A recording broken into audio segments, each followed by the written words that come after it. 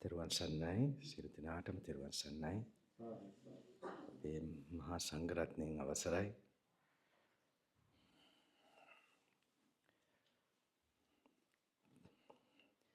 පින්තුලට සියලු ධෛර්ය ශක්තිය ලැබෙන්න, ප්‍රතිපදාවේ ගමන් කරන්න, සියලු දුක් වලින් හිත දුරු කරගන්න, සියලු ධෛර්ය වීරිය ලැබෙන්න. සම්මාසෙත් මේ ගමන ආවේ යම් දෙයක් විශේෂ දෙයක් ඇත්තටම 2017 හාමුදුරු වැඩියට මේ පාර 2017 වඩින්නත් යම් හේතු තිබ්බා. එදා තරුණ කාලේ තරුණ ස්වාමීන් වහන්සේ කෙනෙක් හැටියට ආරාධනා කරාම මට ඇත්තටම ඇමරිකාවට වඩින්න මං කිව්වා මේ මහත්තයාට මේ මම රහත් වෙච්ච දවසක වඩින්නම් කියලා. ඒක මම රහත් කියන වචනය කෙසේ වෙතත් මගේ හිතේ අනුව පැවිදි වෙනකොට යම් අරමුණක් ඔස්සේ ගමන් කරනකොට එක මට්ටමකට නිෂ්ක්ලේශී මනසක් මගේ බලාපොරොත්තු වෙන විදියට වුණා නම් මං කැමති වුණා එහෙම ගිහිල්ලා මොනහරි මිනිස්සුන්ට බාහිරින් ගිහිල්ලා දෙන්න. ඉතින් ඒම කාරණාව ඔහොම වුණේ නෑ. ඔහොමම ගමන් කටයුතු කර ගියා. භාවනා යෝගිව යනකොට 2015 තමයි හිමාලයේ වදිරින් කෛලාශය කියන කූටේ ගාව තියෙන විලක් මනසරෝවා කියලා. විශාලම විල හිමාලයේ තියෙන සමාකය කියනවා අනුතත්ත්ව විලක් කියලා.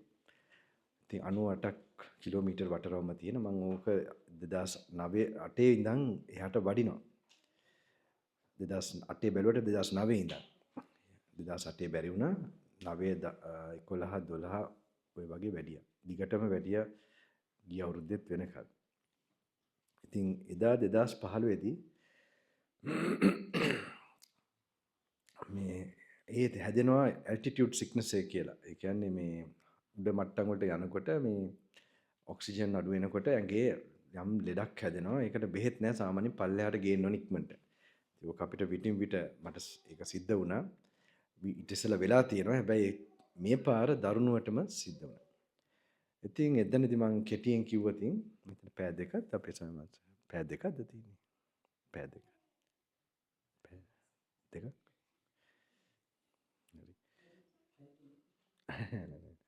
කානේ අපි තව යන්නත් තියෙනවා. තව ප්‍රෝග්‍රෑම් එකක් තියෙනවා. try කරන්න. පෑ දෙකක් ඇති.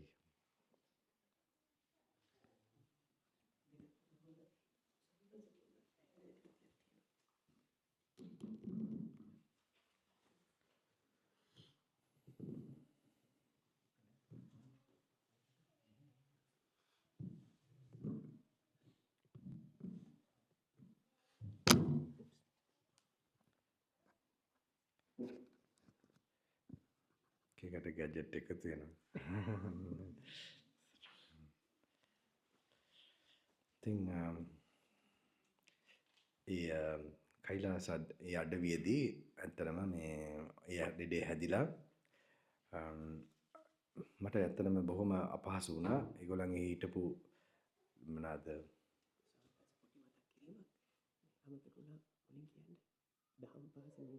ඉංග්‍රීසි වලින්ද කරන්නේ? හරි හරි. හොඳයි හොඳයි. මට පේන්නේ නැහැ ඒක නම් මෙතන ඉන්නේ නේ. හරි හරි හරි. Alright. Okay. So I think I had to tell this in English. Okay. I'm sorry. I didn't see you all. You all are so small still. It was covered by all these elders. All right. I'm sure everybody else understand English. If they don't, they can look at one of the YouTube in Sinhalese, which have been now giving so many. Yeah, I also was in Southern Africa from the age of 14 in Lesotho. So at one point, I couldn't understand Sinhalese properly. Just I could know, just to have a small conversation, but not in a big way, especially ideas and all that. So I can understand some of you all, maybe you don't understand. But this time I'm trying to give very, very certain, some teachings of the Buddha. But one thing I notice in Melbourne, in Australia also, some of the young children there, some of them actually, not your age, maybe little more bigger than you, they don't seem to have any special interest, going to the temple or getting involved or in the Dhamma, that Buddha's teaching, or even the places like this, or they have some sort of skeptical feeling about it.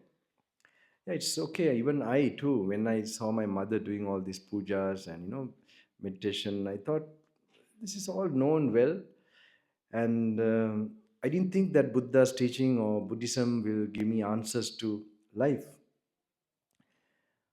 So I was interested in physics, science actually, because of the school and all that. Not that I rejected Buddhism. I don't reject anything. I want to search the truth. So, but I didn't think, I thought it's just some puja, some meditation, 4 noble truths, like that I used to think. So anyway, when I got interested, there are like teachers there who encourage me to study means to think about some of the laws told by Einstein. Have you heard about Einstein? He was very interesting because more interesting than Newton, and his findings were very abstract but later proven in science. So especially the theory of relativity interested me a lot. How old are you? The one with glasses. 13. Okay. This is, okay. So anyway, I had to cover generally. He must be you. Buddha. No, another one here. Yeah, you. No, this one. Yeah. 17. Okay. You and your age. This is the same age I was at that time. It was very tough for me until I became 18. It was very tough for me. I was like internally like a hurricane. Anyway, so okay. But that's the best time that I, managed to. Uh, all this turmoil brought me to extreme peace at the age of 18. I knew something going to change and I was 18. So, and it did happen. So anyway, I was interested in physics and all that. In that direction, I was, going, doing all these things, especially theory of relativity and the relativistic effects near the speed of light. That time can be dilated, the time can be slowed down. That was really fascinating for me. I will give you an example. It's like two twins. If you have two twins, you put one into a rocket and send him like on Earth time, it is 1 year. You send that rocket near the speed of light with the other one, the other baby, and the other one stays on Earth. After 1 year, that rocket returns with that baby. Here on Earth is only 1 year, but that rocket goes for near the speed of light while this time passes by.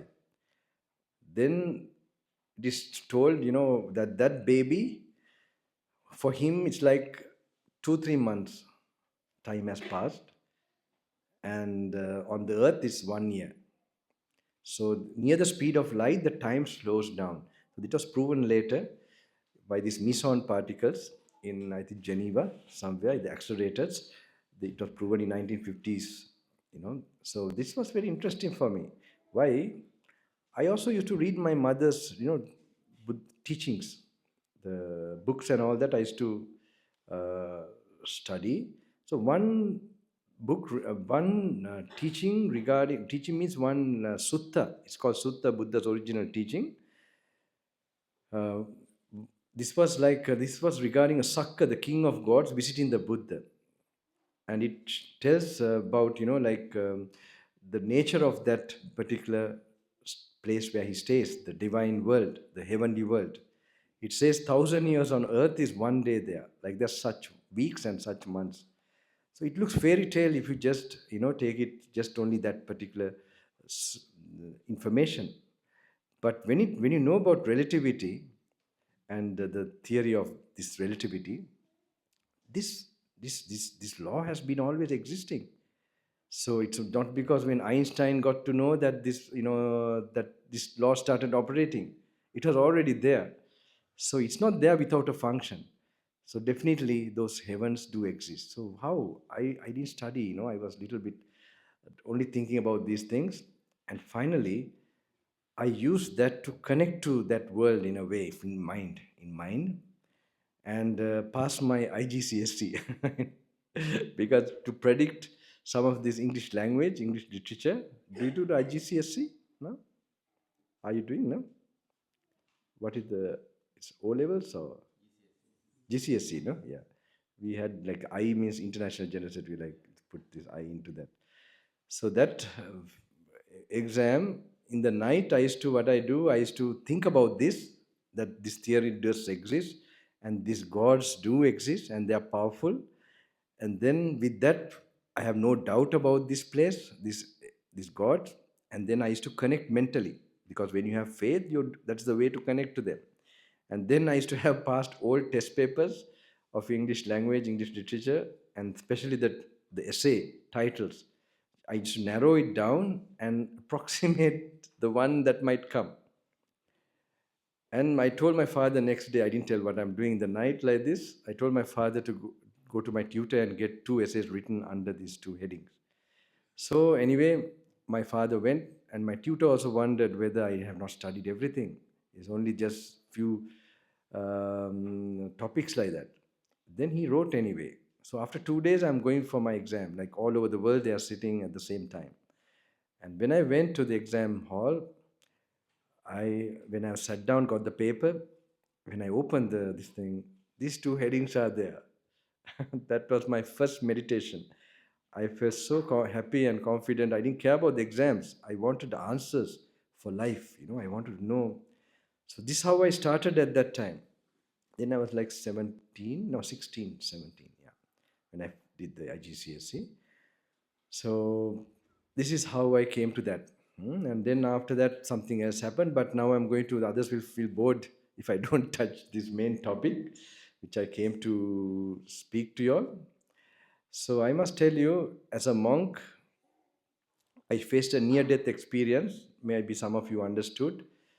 In 2017, not sorry, 2015, near Mansarovar. Have you heard of Kailash, Mount Kailash? You have heard? From the internet or where? No. In the Himalayas, there is like a huge mountain, not Everest, but something called Kailash, Mount Kailash. And near there, there's a lake called Mansarovar. So if you go to Himalayas, this is one of the places. It's very difficult to go there also. There, I nearly face, there's something called altitude sickness. So I got this altitude sickness and I faced the near death experience that time. I will cut short because I must to cover some of the points.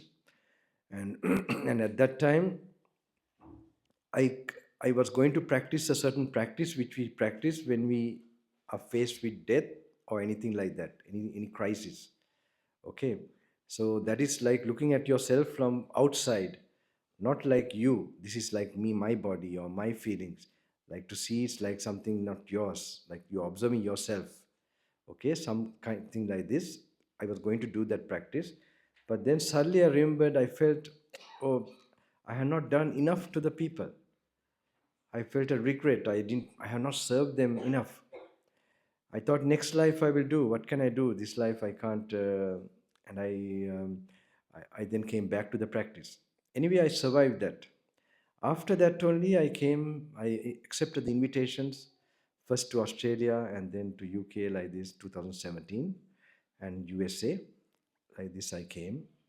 And again, I thought I will come 2018, 19, but I didn't get this calling. So I continued each year doing my practice in the Himalayas and in Sri Lanka, some of the forests, the national parks in Yala and all that. So I kept on doing. And 2000, yes, last year I had this special experience, a very specific experience, which inspired me. So let me tell you that. It was like, okay, in Himalayas, I go one place called Rishikesh in the foothills of Himalayas. So last year it was not easy. In the beginning part of the year, I had to go through an operation, for stones. And I am not a person now. Here only I'm having so many people looking after me. I don't like this, but what can I do? In normally my life, I keep even who assist me far away. So what I really need, I make use of, their contact. Like even during Corona time, I was very sick, and not with Corona, but I was sick, and I was in my temple not my temple, the temple I stay in Colombo, and then I went to the kitchen and prepared something to, like a kasaya or some kind of, medicine. When I was preparing that, suddenly I thought, like I am alone, I'm so much alone. Nobody even to make me a kasaya or this medicine. And then I realized, how did I become so alone? Then I thought, why did I become alone like this? To become close to the Buddha. Then I felt, what now? Why I removed any kind of even physical connection, relation around me, just to become close to him, to become close to him. So when I felt that faith that I have built up, I was feeling very happy. Okay, so there in Rishikesh, I was quite alone. When I had to do this operation, I could feel the divine hand working. Okay, like it's you can't imagine, like the doctors, they came, they were so cooperative.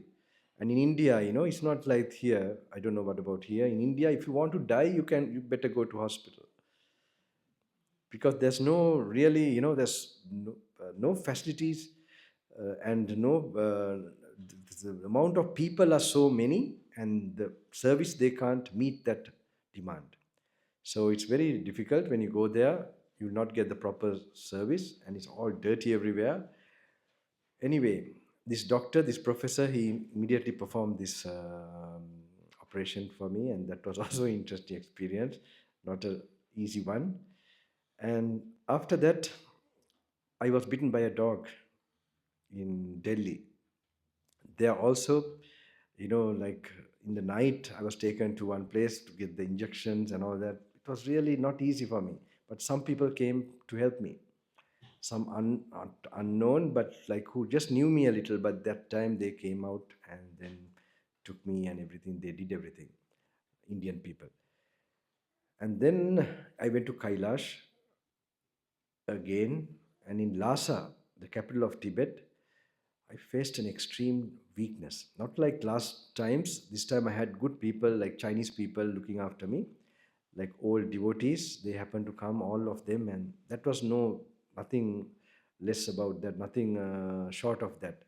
But I was feeling extremely weak. Why? I don't know. Then I realized during the operation, a lot of blood has gone, and because of this, I should have not gone such a journey. At least 6 months, 1 year, I should have stayed to recover. After going there only, I realized that. And then after that, um, took another route which I have never taken. Like there's a flight going near to Kailash, like 3 hours drive from there, and the guides, they came with oxygen to the airport there. But the problem is sudden elevation, like 4,200 meters suddenly. And that without acclimatizing your body, you can face that altitude sickness, in a strong way. So what happened, that risk was there, but you don't tire your body. You're not tiring your body. You're going by flight. Otherwise, 3 days you have to go by vehicle, stopping and all that. You must be wondering why I'm telling all these stories, okay? Okay. There is some reason. And after that, anyway, I managed to go and come. After that, things started to change to better. And very special things started to happen the month of August. Okay, I'm telling you, every difficulty, every hard things you have to face, there are gems waiting for you in front of you. Remember that.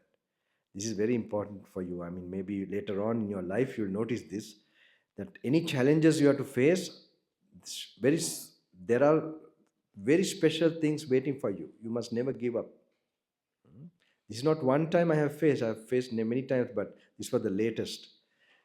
And 2000, then that August, um, one of my assistants in what is this, not Sri Lanka, India, old assistant, he told me, he contacted me and said, Swami, he called me Swami, like because he's actually Indian person, Hindu. He told me, there is this special yogi in India, you must go and see him.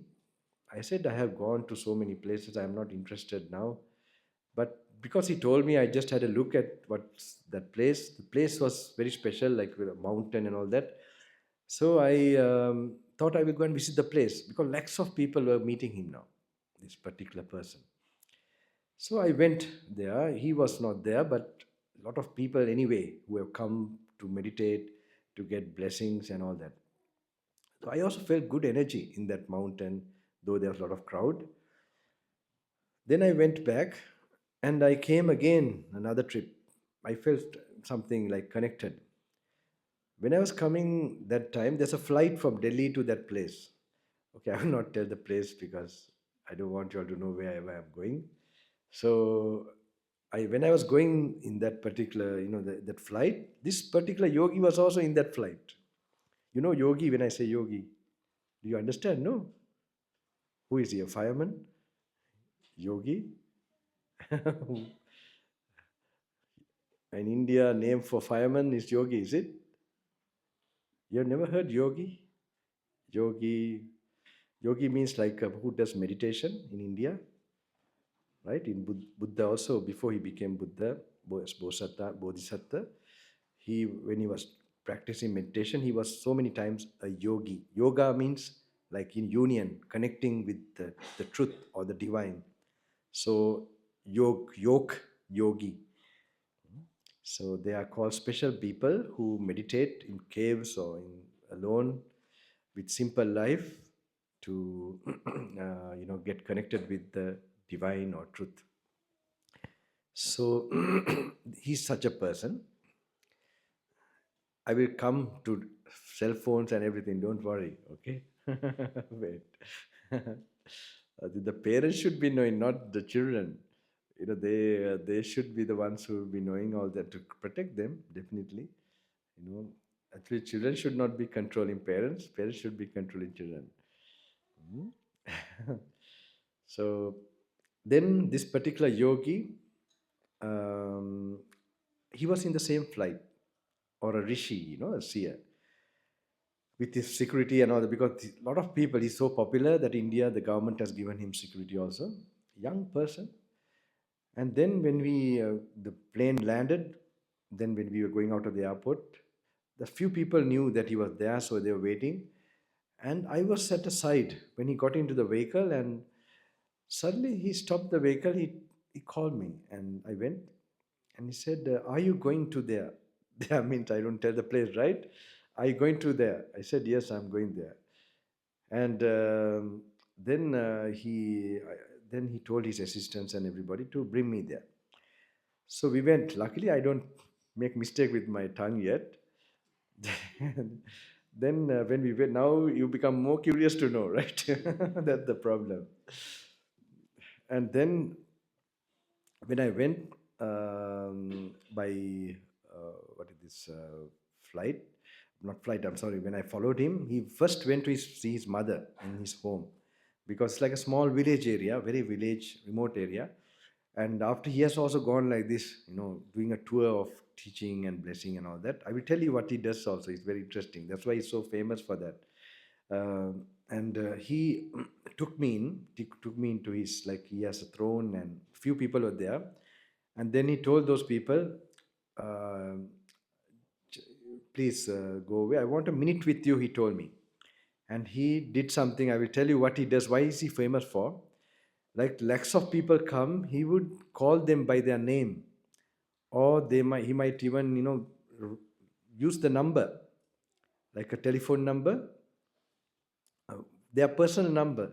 He will tell to call this number and call the person. And what he does, he keeps a piece of paper and writes, while they're seated. He just keeps on writing. And then he asks, "What's your problem?" And they would say, "My problem is like, I have a kidney problem, kidney failure or something, family problem," something they say. And some don't have any problem, just to see him.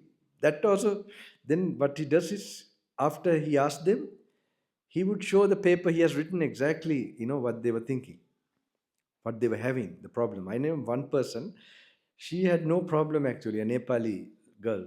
She has just come to pay respects and, so it's also written, she have no problem. And it's very interesting. So it's really fascinating to the people how he gets to know. He calls his Wi-Fi. He has his own Wi-Fi. So anyway, when he called me into his home, he did the same thing to me.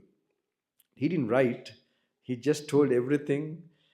And later on, I met him several times very easily. I don't know how, but he told me the reason was that we both have been brother monks,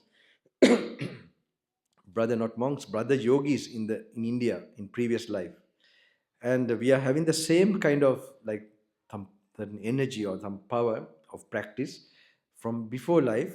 We were both together, and so that's the reason that we are now very much meeting. And also he helped me some things, like he gave me some support.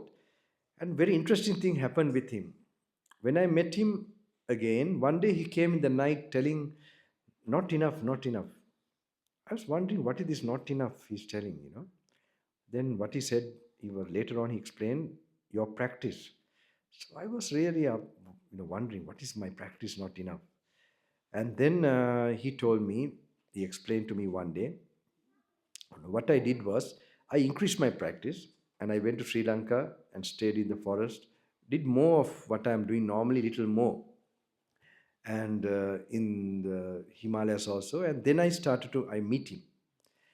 When I met him, he he told me, like, I asked him from far away, he was there. I asked, how is my practice? Then he did like this. So what does he mean like this? What does it mean? Good or down or huh?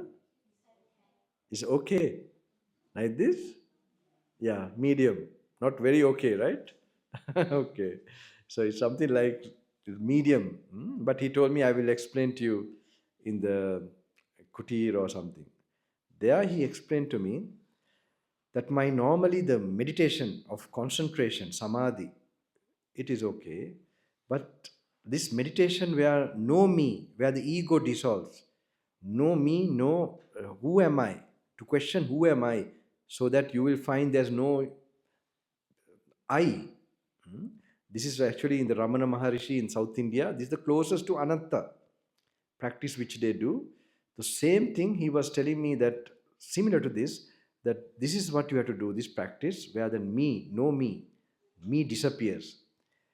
This meditation, if you do, you are going to complete everything. So then also he told me, I have a book with me, not him actually, like in another way, this message came to the book with me, that this book, if you read this book, all the blockages will get cleared. So what's the book I have? I take it many years everywhere I go. It's Samyutta Nikaya. Samyutta Nikaya is Buddha's discourses, where majority of the discourses which makes the monks fully enlightened. These suttas are there in that book. I used to go through it as a young boy and young monk also, initially. But later on, I had to live a very tough life as a monk. Even when I ordained, I used to go walking and face the the rain, the sun, all the elements I had to face in the initial stages. But not that I had to by force. We did it as a practice. So for that, I used this concentration power, the samadhi power, to practice. So then, like that, I got addicted to samadhi. And even in Himalayas, little few pages I used to read the suttas, then go to samadhi. Like that, it went on for many years. So now, after he told me, then he told me, if you go through this is the highest meditation. If you contemplate, do the contemplation of where the ego dissolves, this wisdom meditation actually, that we'll have to search for you. He encouraged, telling me this, how important this type of meditation is. So what happened? After that, I went again to Sri Lanka, and there, in one forest, Attanagalla, I don't know, not Attanagalla, called Attanagalla. It has been an old forest monastery.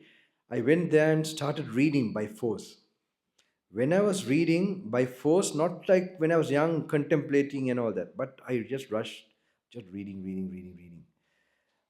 When I did part of it and went back again, 80% the meditation has gone high. And then after that, I went to another monastery in Galpiuma, it's called, and I completed just reading fast, not even contemplating properly. Then 120%.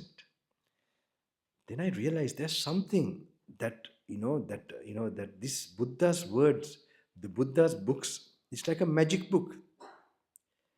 It awakens a tremendous positive energy, kusala karma, skillful states.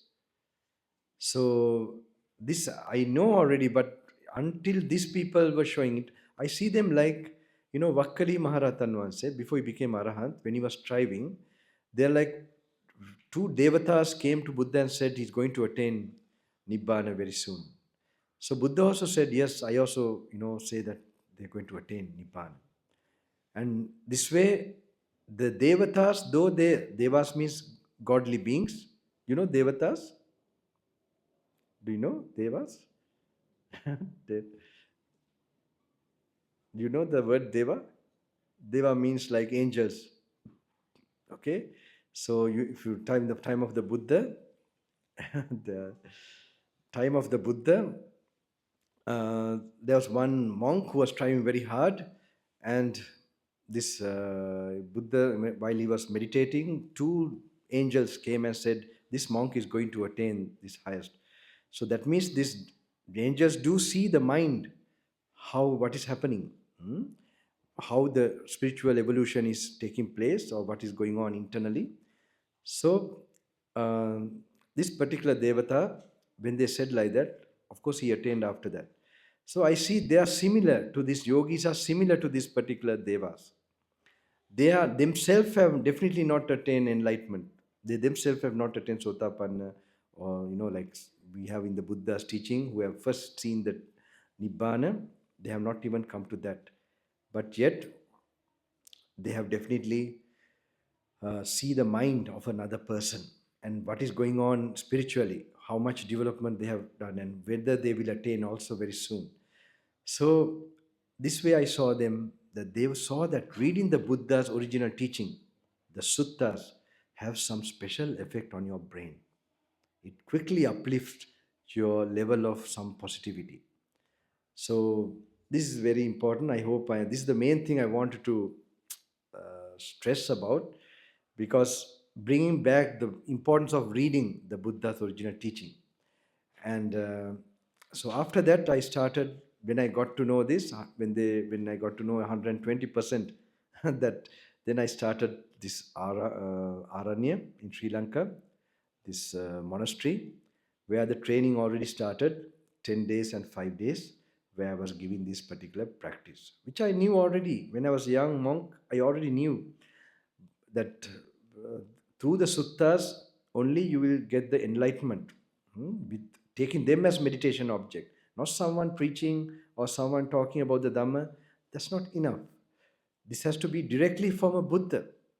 So this I already know. We have our own personal experience with that. But that's why I should tell people those days, read the sutta, read the sutta. But I had never had the time to sort of give it in such a way in a retreat situation. So now is the time. Uh, do you believe in karma? Do you think karma is there? Hmm? How readily you believe? Why? How? Sorry? They always effect. Okay, what you do. So do you notice it while you're now living? So fast you see the karma working? Or do you think it's also coming from before life that makes people different? Rich, poor, and beautiful, ugly, or like that? Hmm?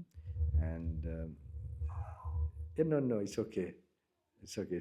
I can hear her. It's all right. It's all right. It's all right. If you give her that, they'll all faint. They're good. They're brave. They're very good. And okay, have you heard of Edgar Casey? Many Mansions. If you get time, I hope you can read. Those books are very good. He was called the Miracle Man of Virginia, and he he used to diagnose people with difficulties, problems. Like he used to tell the causes for their problem relating to previous life. He was from a Christian background completely, but he used to go into an unconscious state and diagnose people's difficulties with previous lives. And he used to tell even things that happened like Crusaders' time, that how now it's affecting. Even time people who were living time of Jesus, that how now they saw him from far away and got this service spirit and they want to serve. Uh, so like this, from one nice story I remember, it was regarding one girl or lady in New York who she was like, she was very much into advertisements or something like that, but she used to use her hand for advertisements. like her hand was so beautiful. So she used to use the hand for jewelry. They used to put jewelry, and then for advertising. That's how she lived, and she was very spiritually inclined, good lady. And she had some problem, and she went to this Edgar Casey. And when she went there, um, the Edgar Casey told, actually, when he was in unconscious state, that she was a nun in previous life. That's the reason she was so spiritually inclined. And as a nun in that monastery, she has been cleaning the toilets and everything with, she didn't feel like that. She, like used her hand and just had so much faith. This is a good thing I'm doing, and she used to use her own hand and clean. So this is one of the karma that brought her that beautiful hand. So like this, there are many, many nice, interesting stories. It gives a lot of proof about karma, for young people. But now I want to touch my normal points. When it is 1.5 hours past, please let me know, right? So, okay, this may be very important. So regarding this reading, okay, this is very important. Reading the suttas has a special effect in that. So I know one person called, like,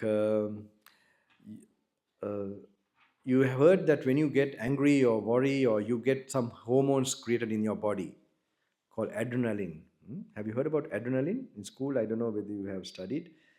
Certain hormones are created called adrenaline. Adrenaline makes these thoughts happen. Fearful, angry thoughts you get when you get. These thoughts create those adrenaline. Adrenaline makes you have these thoughts.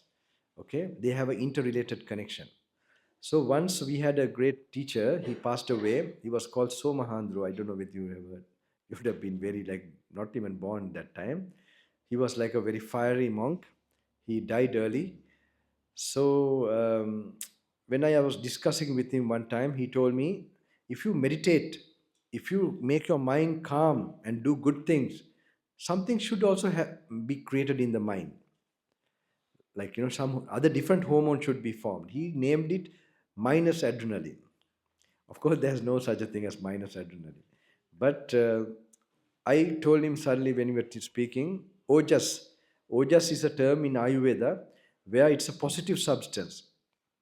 So what happens when ojas is created? When you have faith, when you have concentration, when you have compassionate thought, when you have, like, like analyzing, reflection, is especially connected with the frontal cortex. When that is activated, something else gets formed called ojas and tejas. This normally goes to the brain and opens up areas of the brain which were not open before and get deposited. And that creates those thoughts again. So that thoughts increase those ojas again. The ojas makes you have those thoughts. Like that, there's an interrelated connection. And more this happens, you find you become charming, you become magnetic, you become energetic and dynamic. Okay? You want to be like Superman? At your age, I want to be like Bruce Lee, actually. I used to fight a lot. At 13, I was at Trinity. There, Sri Lanka. They didn't believe I was coming from a respectable family. I was like a Vedda. Yes, until we went to Lesotho, luckily, then only I became, well, a small maid and little, had a complex also. So I used to fight, and it's very different, very. So anyway, um, so when this ojas goes to your brain, it gets deposited. You have those thoughts. So when they go, then what happens? You become dynamic. You become this thing, and especially more of it goes. Your skin starts to shine. Your skin might be black or whatever, white or black. It begins to shine. This shine comes like that. So when the skin becomes like very fine, that's why people who do yoga, not yoga, modeling, they do yoga knowing this. So to bring that more beauty. So what happens when you develop that more, there's also nice smell goes from your body. That's why it is said, when you discipline your mind, when you have good thoughts and you have a clean life, then you create, the perfume of that goes to the Brahma Loka, according to Buddha, not some artificial perfume. So this, the character, it shows your character also with the shine of your skin, shine of your, the aura. You don't have to apply what you call that, fair and lovely. Yeah, fair and lovely, right? And Nivea. That's, so this is something you can get from inside your bloodstream, gets what it is purified. So this is one thing. Okay. Then ಮತ್ತೆ ಮಾತಾಡ್ತೀರಾ? ಹರಿದೆ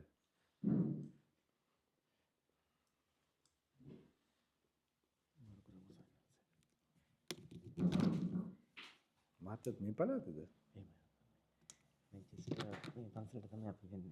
stroke contract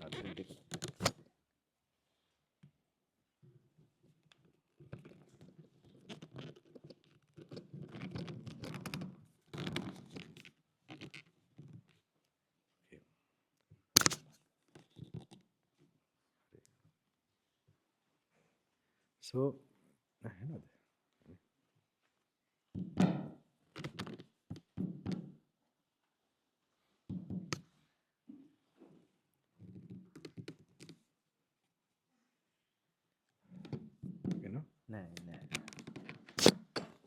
Test.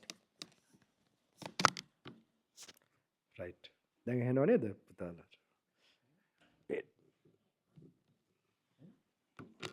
Can you hear now?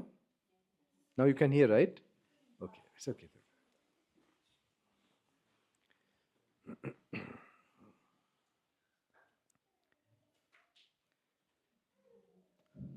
Now you can hear, right? All right. So I'm also speaking now, English after a long time. So it's like, now these people have changed my brain. The Sri Lankan people forced me to tell in Sinhalese, and I'm gone now. It's okay, no problem. I'm not attached to anything too much, right? After all, they are the ones who looked after the teaching, so they should be getting it fast. So anyway, then I told you about, like Ojas, when it's created that way, it creates this shine and it creates this particular dynamic, this thing. So when you do things like the other way, when you break the sila, and when you allow yourself to indulge in certain things without any, like, then also something happens, like, okay, I will tell you one story. It's very related to your age group. This is known, this was one of my, in fact, devotees, her granddaughter. They couldn't afford very much in Sri Lanka, but they put her into this, what is the British school in Sri Lanka, and they were from a very poor family. But the father of this girl, he won't think in terms of his means. He just thought beyond his means, and I don't know how he managed the money. He put this little girl to that particular school. And I know this girl, when she was born also, I saw she's a very special girl. I think a very special girl who is destined to do some great things, like most of you all, I'm sure. But yeah, I notice in her, but we have sometimes disturbing karma in our destiny. So I think it happened to her like that. When she was put to this school, they went for this, what you call this, sleepovers. Do you have this sleepovers thing here? Have you been to one of them? Oh my goodness, I'm going to faint now. Really? Okay. Anyway, I'm going to tell something about this. You have it here also, huh? Okay. So in one of this situation, this child, when he was going, he was in a group of friends that were really not good, and this child went astray. And later on, from going to this only it happened. Then after that, doesn't matter, let it be. කොහොම හිටපුවා කමන්නේ. ඊට පස්සේ we must have අයියෝ එයා යනවනේ. ඒකනේ.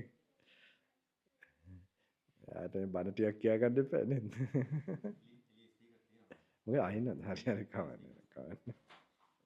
ඊයේ ගොඩක් හිටියද? ඊයේ හිටියද නෑනේ. ඊයේ තමයි මොන්ටිසෝරියක් තිබ්බා වගේ. පව් අර අම්මලා දන්නේ නැද්ද? ඒ කියන්නේ ඒගොල්ලෝ මට නම් ප්‍රශ්නයක් නෑ. ඉතින් මේ අහගෙන ඉන්න අය දන්නේ ඇලිලා ඉන්නේ. ඉතින් ඇලෙන්නේ නැති එක මාස්ටර් කරන්න ඕනේ. බඩට උනත්. එතකොට තමයි ගැටෙන්නේ නැත්තේ. ඒව උගන්නන්න හාමුදුරුවෝ එන්නේ නැත්තම් මේ ඊට පස්සේ then this girl, she went to the sleepovers, and then then after that one day the grandmother wanted her to meet me.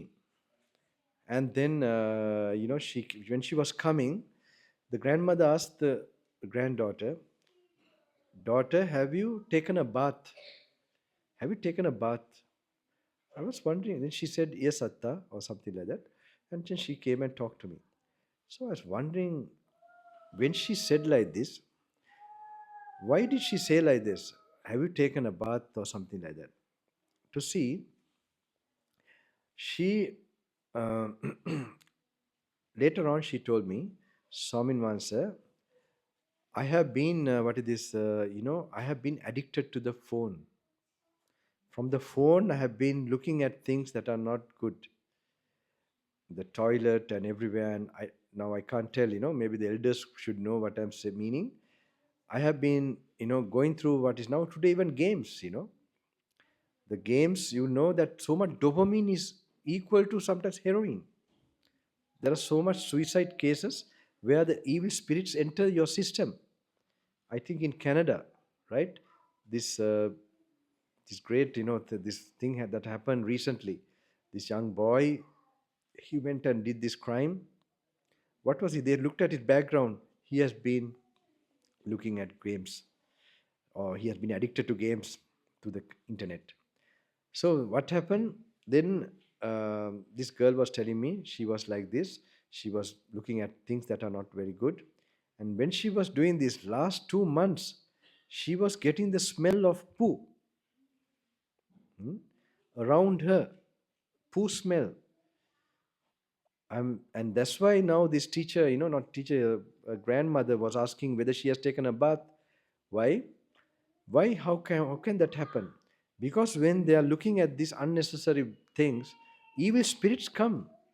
I think they are living on poo, or they are made up of poo. So they are around you.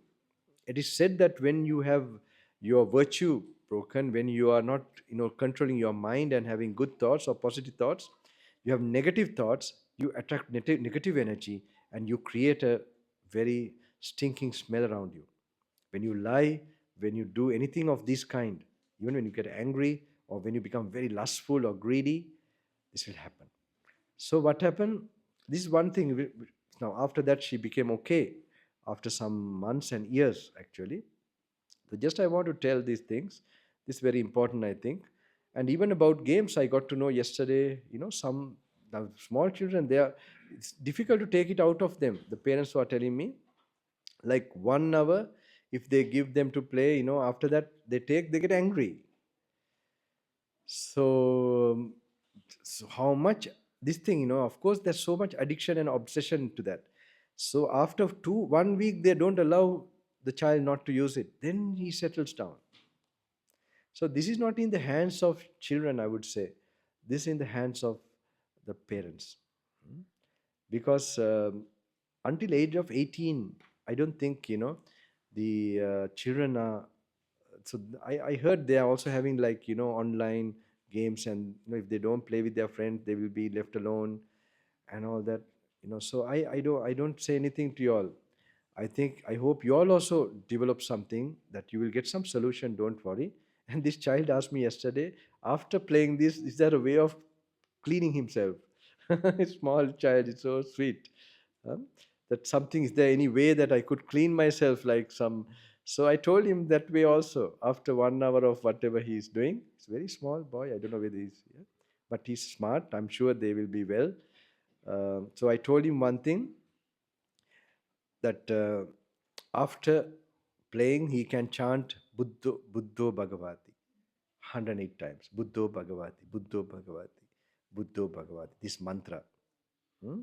And the other one is, I told him after 9 o'clock, chant Karnimetta Sutta and Ratana Sutta. Maybe your parents could help you. And just think, when you're chanting, you are placing this to the Buddha. This Buddha is becoming alive in a certain way. And then place this particular thought, the difficulty you are having, some addiction you're having, please, like talking to the Buddha, that give me some solution to overcome this, to remove this, or to make my mind disciplined. Like that you can do. These are small technique. After 9 o'clock in the night, before you sleep, you can try this. I mean, you might have to get your parents' help if you have any difficulty in this kind of thing. It will definitely make an effect. And the other things, the parents should also change, my friend. I will tell you one story. Have you heard about Swami Vivekananda? He's hearing all my stories every program, so it's can't help it. Have you heard of Swami Vivekananda? Look how I'm telling every day, they're so fresh, right? Sorry? Oh, good, good. Then you're living in the moment, not having much memories. So, have you heard of Swami Vivekananda? No, a Swami who like shook the world at one time. I think none of them read those things. No, I don't think. Anagarika Dharmapala. Have you heard about Anagarika? Oh, you have. Huh? What about others? Anagarika Dharmapala. No, he was one of the heroes, national heroes in Sri Lanka. Okay, but I hope you all will get to know these things. And Abraham Lincoln. Have you heard about him? Who is he? Abraham Lincoln. Vasco da Gama. Columbus. Do you know them? Okay. Huh? Vasco da Gama. Columbus. No need. Doesn't matter. We have no time to check you all. But one of you know about Anagarika Dharmapala is good. During that time, 1894, there was a Parliament of Religions. It's called Parliament of Religions in Chicago. Okay. At that time, Buddhism was represented by Anagarika Dharmapala, and Hinduism was represented by few, but there was one special person called Vivekananda, Swami Vivekananda. He was a young yogi again, one Swami or a Swamin Mahansa in a Hindu way. Okay? So this particular yogi, when he was to give a speech, he was very shocked to see like 7,000 people in the auditorium. So he was hesitant to give his speech. So finally he got up, and when he was about to give a speech, he just stood there and he said, "Sisters and brothers of America, it is said that Parliament went mad." That's how the reporters wrote. The Parliament went mad. Like everybody, they got shocked. What was this? What is this sound? Like they felt like bowing down to him. They don't know why. What's the reason? So they say his voice is like a Chinese gong. Chinese gong? You're like, doom. It echoes, right? So after that, he became very famous. And later on, they ask, what is that power? What is that ability he had, what was that special power he had on that day? After later on, a reporter asked him. So he tells that in the yoga practice, in the meditation practice of the Hindu system, there is a practice where you don't even think of sensual thought. You don't even think of a sensual thought. Like this, there's a practice for 12 years. And when you do that practice, like a veil in your brain, it gets removed. In the brain, there's like a kind of a veil. It gets removed after you practice like that. And how do you do that? Is with some kind of mantra or some kind of meditation, samadhi meditation, concentration meditation. They managed to do that. So he said that he also did that for 12 years. And that purity came out of his voice. So this is another way to understand when you are disciplining your desires, you will be progressing, you will get some special power, force also. Hmm? If you allow desires, it's only that time.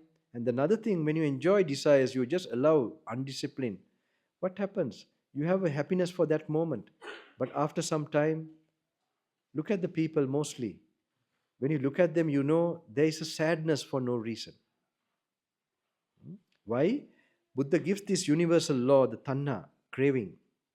If craving you increase, you satisfy your cravings, what will happen? You increase your craving, your sadness will increase with it. Because your mind also get impure, and you later you feel heavy and you feel something like unsatisfied. So there is another way. When you discipline like that, it's difficult in the beginning. You discipline from your addictions, you remove your addictions and turn away. Then what happens? You have a happiness for no reason. This is the direction we have to change our happiness. It should start in the morning. We must have some rituals and so on. And where we do some like metta bhavana, metta meditation. The young people, they must try this, the metta meditation. But do you have metta meditation games? Do you have it like that? Hmm? Because I heard normally you have this like killing, this one out. Yesterday they were telling me. So I don't know. But anyway, I hope they make a game like that. Metta, I don't know, metta heroes.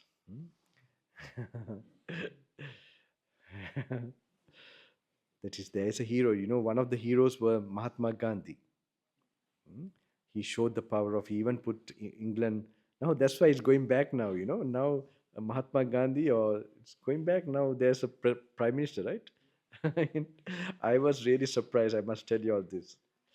When I entered the airport, Heathrow Airport, not like 7 years back, I thought while I was flying, has there been an invasion by rich Indians? I thought, I never expected the whole, what is this, immigration? They were all Indians, right? And a Sri Lankan also. He came to me and he told me he was with full gear, with tactical gear. He was in the police, I think, one of the police. And he said he's going to the Mahameuna and all that. Where are your programs, Swami Mahansa, like that, he told me. And I was surprised. What happened? Sri Lanka, India got together, and they really, it was really surprising for me. Even in what is this, කොහෙද හිටියේ අපි? Birmingham, also Africans, and very difficult to find. I thought I feel so sorry. I thought if I meet the white people, I would tell them what happened to you all. It's a shame. Don't allow this. Anyway, I'm sure they've become more broad-minded. Everybody, they are more interested now. The economy is not interested in kind of, they want to survive economically. So that is also practical. Anyway, now I got used to. So I'm coming to an important point now. Explain to you all. Let's see how much you can also, this thing. I think I covered about Kama Adineva. Have I covered anything you remember that I should be telling?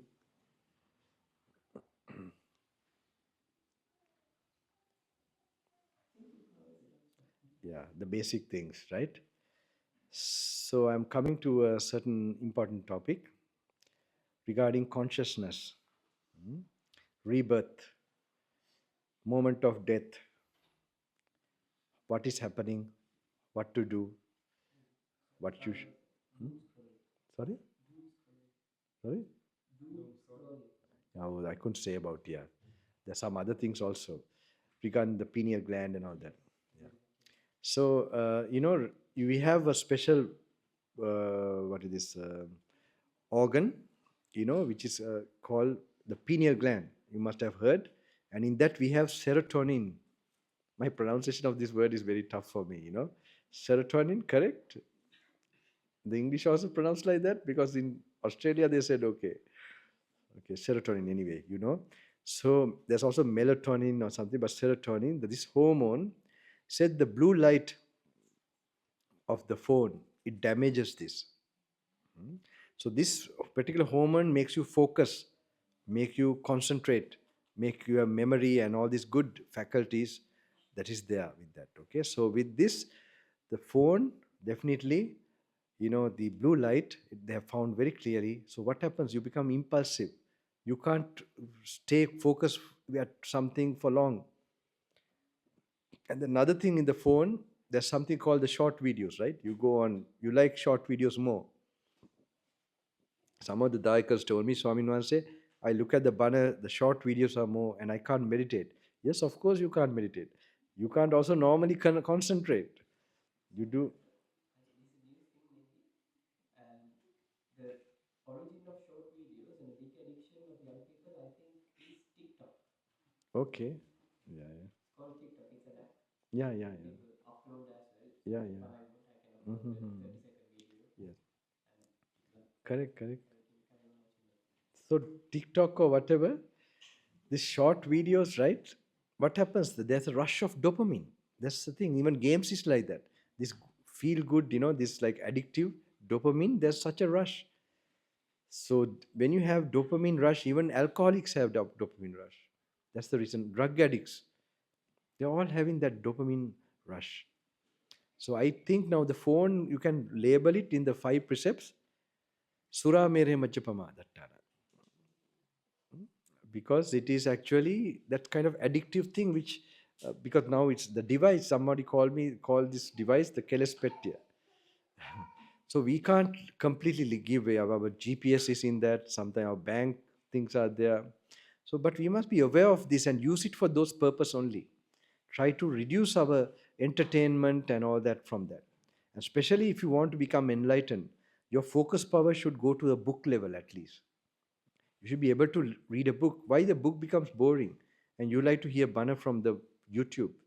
It's not a big thing. It's something something wrong has happened to you. Your level of focus have, diminished. You are like, like you want, because of the YouTube, with that is entertaining and there's dopamine there. And with that only you are listening to the banner. So if you want to develop that proper focus power, then you will definitely have to start slowly reading the books. And as I told you, when you're reading the book, especially the Buddha's teaching, that way of analyzing, reflection, that kind of wisdom, because that wisdom makes you have no anger, no greed. He has a purpose of that wisdom. So I'm going to come to that also. It's not just wisdom. So I will tell a little bit about how he says.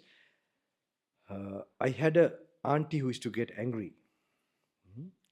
So I used to always tell she used to get very angry. She was very hot tempered. So I was left behind in Sri Lanka at age of 18 with my grandma for some time, and I had to get my pocket money from this aunt. So once she took me to see the tooth relic, Buddha's tooth relic in Sri Lanka, and with passes without the line. And so after coming back, I want to go again. Okay, but before I tell what happened, I will explain to you something about um, how to look at this world, certain wisdom, how I also do when I was a young boy. What I read, what Buddha says, I have to apply it to myself. That's how you read. So the Buddha, in one of the suttas called Mahahastipadopana Sutta, Mahahastipadopana means the footprint of the elephant. The footprint of the elephant is the big footprint. In that footprint, you can put all other small footprints, right?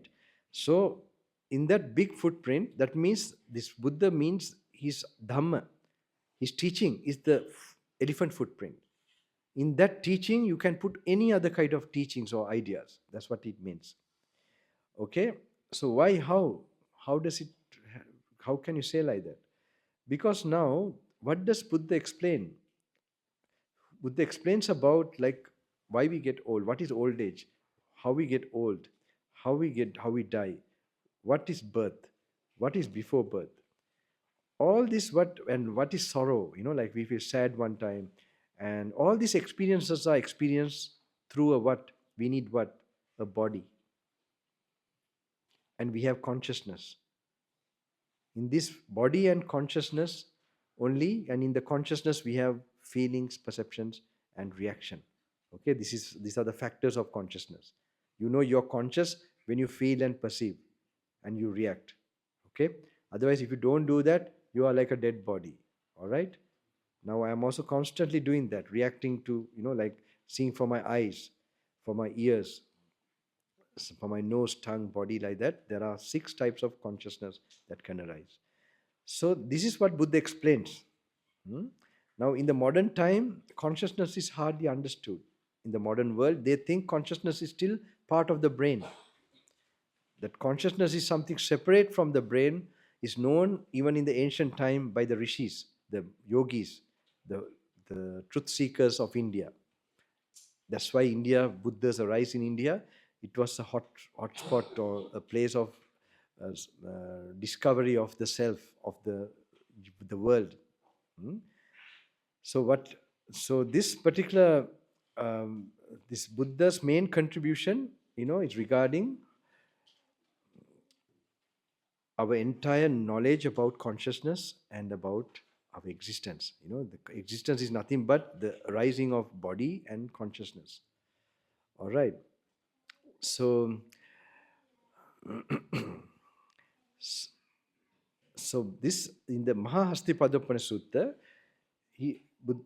the Sariputta, Buddha's second to Buddha, he explains that old age is suffering, birth is suffering, death is suffering. In short, Panchupadana Kanda Dukkha means the 5 aggregates are suffering. That means body, feeling, perception, mental reaction, and consciousness. Consciousness is actually all. In consciousness only you have this feeling, perception, and mental reaction. So for example, like you have the eye, ear, and the object. Okay. Just to imagine you are like sleeping or somebody gives you a shot that you become unconscious, all right, in karate. All right. Then you're unconscious and you slowly become conscious. What happened? You begin to see like a vague picture of the person. You recognize is the person. Then what happens in the mind? You say, go away. Okay. That when you say go away like that, it's called mental karma. So say, for example, then you might say verbally, go away. It's verbal karma. And physically, maybe he's nearby and you kick him. That becomes physical karma. So this is how it happens when you're conscious. We are always reacting when we are conscious. If something pleasant, we are reacting. We are like wishing it. We should have it more, or something like that. So this is how consciousness happens. We have ear and object, nose and object, tongue and object. So corresponding to these objects, we have individual consciousness. Okay, without this object and the organ, do you think we can have consciousness? Do you think? No? Yeah. No. Hmm? We can't have consciousness. Consciousness cannot come in thin air, right? It has to have conditions, causes. So, this you must remember. I'm going to tell you based on this something very important. What do you call that? AI? Artificial intelligence, right? Do you think that is consciousness? No. What is it then? It's an app? It's a robot. Okay, very good. Very simple answer. Okay. Do you think it will have something like consciousness will happen one day like that? Do you think? Elon Musk, right? Elon Musk or what? Elon Musk. Elon Musk. I told you what story, and in what is this in Melbourne there was this vehicle, very like a sports car. They took me to a program, and suddenly when I got in, and then the other gentleman who is looking after me, he also got in. This young boy who was taking me, then this other gentleman said, "This is Tesla, no Tesla car. Malli, how great you are! What like this, he said something like that. Then I was thinking, what is that? Tesla means like some Sotapanna or something, or what? To see it is some rare car, no? But this Mali, he told me, no, this is now easily available, Swami Mansa. This is now cheap also. That he told me. Tesla, right? Tesla or something. I don't know. So you are very clear. If they are going to make consciousness needs this, it needs the condition. All right, it needs the organ and so on. I'm trying to tell you some important thing. Let's see. So in the Buddha's teaching,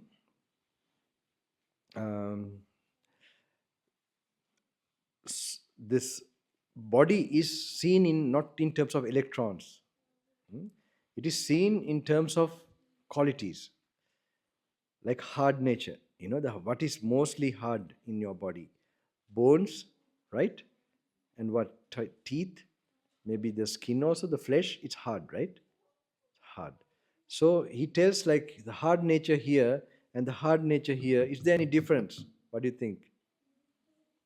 When you take it in terms of nature, the hard nature here, is there any difference? What do you think? Okay, I will tell you, like the blood inside your body, it's like fluid, liquid nature. Okay, and the tap, the liquid nature. When you take the nature wise, are they same or different? Yes? Same, yeah. Did you hear from somebody or no? You thought, or it's like multiple choice question? Okay, but it's correct. Okay, good. Okay, so like that you take them and you separate. So what happens if you look like that? If you think about it and see the hard nature here is hard nature same, and then the watery nature is same, like the urine you have in your this thing, and when you put it into the what is this the toilet, is here it feels like my urine, but when it goes into the water, it's like same, but it is same all the time. It's only mentally created that this is me. They're coming together. It's a concept. Okay, so when you look like that, when you separate like that, do you think what happens to you, what you call you, does it disappear or does it stay? What do you think? No, not you. Anyone else? What about you all? I'd like to know what you think. Now, when you take them apart, for example, you have blood and the watery nature. You take it out. It's same as the water outside. The hard nature and hard here is same. You take it out. Like that you separate. This is the real picture of you. We have made like an idea. Oh, so when you take them out, the idea of you, what you give name to, does it exist or does it disappear? Yeah, what? Disappear. Yes, in your mind, right? This is very important. This is a meditation. This is how the Buddha makes you have that particular wisdom. Buddha's wisdom. Then, can we get consciousness without the body? Okay? So now, without the body, you can't get the consciousness. Now, when the body is not you, when you practice like that, you know the body is not me. Can consciousness be you? No. Yes. Consciousness cannot be you. But this you can't just little think little while. It has to be practiced a lot and seen. Then your wisdom eye opens. You know, why, according to India, the yogis, they know in your forehead, your destiny is written.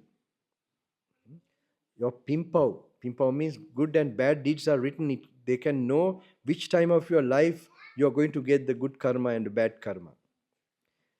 In the forehead only you have the way of creating your karma, stopping your karma. It is by your wisdom eye in the frontal cortex. So when you look at like this, when you read the suttas, the original suttas teach you this kind of looking at things. And how we make karma, mainly we make karma with greed and anger, raga dvesha. Okay? In the past, somewhere we have done raga dvesha. That is the ones that bring us major karma in our life. Now, when you look at like that, what happens? When you develop that kind of looking at things, then will we have raga? Will we feel attracted to anyone? We don't even see male, female. We don't even see a person. Okay? Then with such a mind, we are not reacting much, right? So I have been practicing these things. Then I told you regarding my auntie. So she took me to see the tooth relic, and then I want to go again. And those days there was terrorist problem, and the elders were worried when you're going to areas. So I just told her. Those days I was a little arrogant. I didn't ask her, "Can I go?" I said, "I am going." Just- this is a bad thing. What to do when you're young? You're a little bit. I said, "I am going." And like 2 days before she took me, and then what happened? She went like, "Buh." You know what that means? What do you think that is? What language? Buh. It's an angry language. She was shouting at me. Okay. And what happened to me? I was already thinking too much about that, how this disappears, this body and the consciousness. Then I was looking at it like that. Then she wondered what happened. There's no reaction. Hmm? So this was the first time and the last time she scolded me. So this is very important. This practically what you're reading. I hope all of you all, when you read the suttas, I know some ladies with their husband, there's husbands with their, I don't know, the husbands never told me, ladies told me with their husbands when they have shouted, they have done like that. And though that it should be real, like because they know, they notice, even if you have inside some thought, they sense it. But if your inside also pure, that will be effect, that will change them also. Them means both. Okay. um, so now I'm coming to a most important topic. I'm coming slowly to each topic, right? All right. This is regarding rebirth and all that. Man cover kara sayan neda. Na bilawa kita 1.5 hours kita. No, I have 1.5 hours gone. About 5 minutes. How many? 4 minutes. One hour and 25 minutes. Okay. So the other one is regarding near death. I don't know if you have younger ones maybe not experienced this. People who have served people who are nearly dying, the moment of death, you will see that they are like sometimes talking to themselves or talking to some schizophrenic. Hmm? Uh, you know, this happens a lot. I also experienced with somebody when he's a very close person to me. Actually, he was talking to some people, and the doctors they can only give some kind of sedation. So they don't know what is happening, so they can give something to tranquilize the person. So this particular person was suddenly, he was overcome by his visions and hallucinations of his uncle, his parents, like this. So when I came, he was so thankful. He said, "Oh, Swami Mansa, I hope you will understand what's happening to me." No one was understanding. I did understand what was going on with him. So what I did was to see who are they, his parents, his uncles. They are dead people long years ago. And he's also very old, like 8 years or something like that. In 1944, in 1944, this particular, his parents, they have done so much good deeds, like they have donated monasteries. They have gone to Dambadiva, India for 4 5 times, and they have gone to Burma for meditation retreats for so many occasions. So doing all this and observing fasting for the 4 poyas, all this they have done. But now they are born in a spirit world. Just imagine a spirit world. They are born like that. I am all this time they have been there with this person. But now when he's about to die, they are coming, very predominantly, maybe to take to that same world. So when I noticed this, it was very this thing for me. Come on, Matthew. Come on, come on. ඒක පොඩි ගෑන් එකක් හැදිලා තියෙනවා එතන. එහෙම තමයි අපිත් එහෙමයි පුඩා ඒ කාලේ. මටත් ඉස්සර අම්මා ගාව I was very bored to be with my mother because she had long set kavi, you know. So she used to make a point that to take me, keep me there. So Buddhism was really, that's the time to play and all that. Of course, I saw her meditating with metta. I thought this is a girl's thing also that time. And the midterm in that, but they make an imprint on the brain. Mm. Those days I was like 5 years. And but what the parents are doing, they are very sharp, you know, the children will absorb everything. So what happened? The moment of death, there's something called, we have the last thought. Have you heard about this? We have a last thought at the moment of death. This is very interesting. Moment of dying, what we have normally been very occupied, this thought comes based on our karma. And that determines our next life. Okay? So we must have craving, tanha, and the last thought. Because we have craving, we get distracted to the last thought, and then we get rebirth. Now, so the last moment, it depends what type of karma you have accumulated, you know, in this life. If it is in the sensual world, like I see these people who have done so much good deeds, but they have been attached to family and everything's too much. They have not been able to separate enough from the body and not get distracted by the outside world to a certain level where they were not, they have been living a life, they are like always getting attached, like Gateno, Eleanor Gateno, with family, with working places, getting attached, getting averse. This has happened. So that type of karma has accumulated. And also a karma that leads them to a spirit world. But I'm thinking they have done so much good deeds. Spirit world is like a transit lounge. A transit lounge is what? You like to stay 5 hours, 6 hours in a transit lounge? Maybe from here, I don't know which, Dubai or somewhere. Even 6, 7 hours is very boring, you know, very tough to spend the time. So this is like an endless transit lounge. But I was just thinking, with all this good karma, where they have done good karma of giving and all that. So maybe in that transit lounge, they must be having KFC or McDonald's also. There must be some benefits, right, of donating monasteries and all that. I don't know. Huh? Yeah, ma'am. Yeah, definitely. So, so my friend, it's very interesting for me. I was wondering how this happened, and definitely there's those merits must be happening in a certain way. But it's a stuck realm.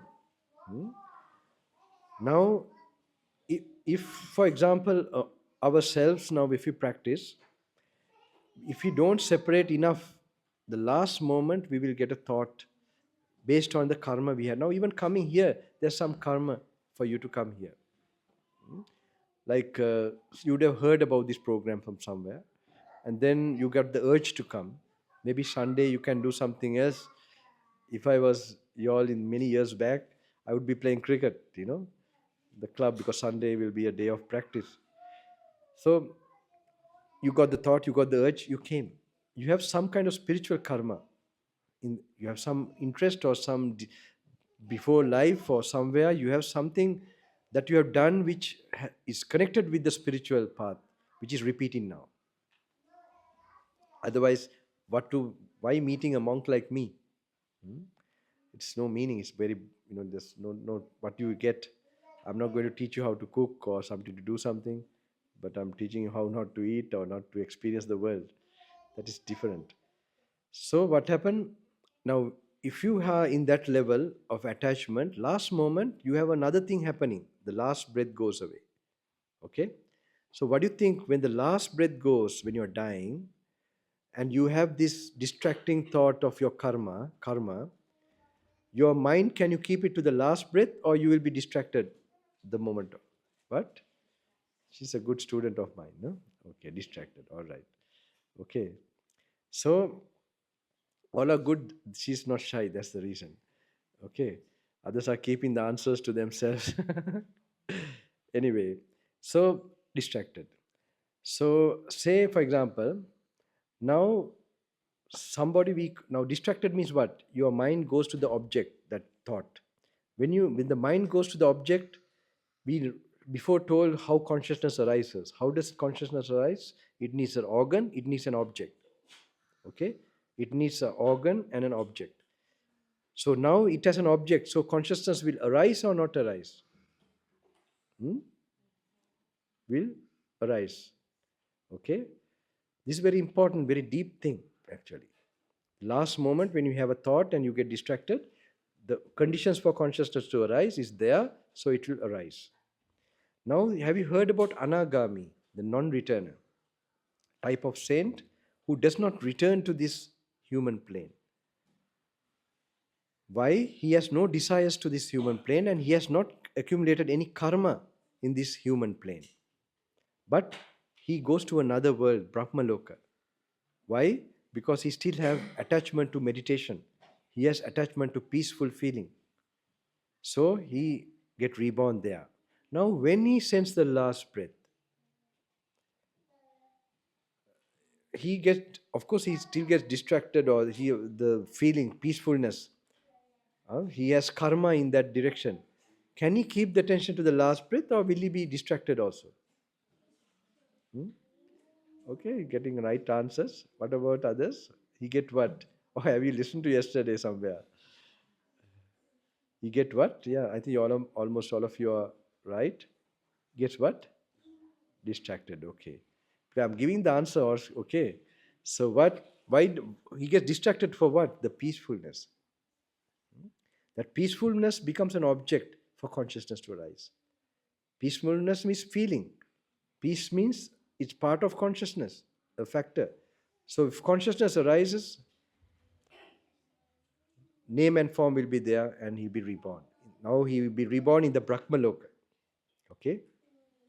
Now an Arahant, he has no desire, no karma, the fully enlightened being in the material world, the human world, or he has no attachment to peacefulness or any kind of feeling, and no karma accumulated.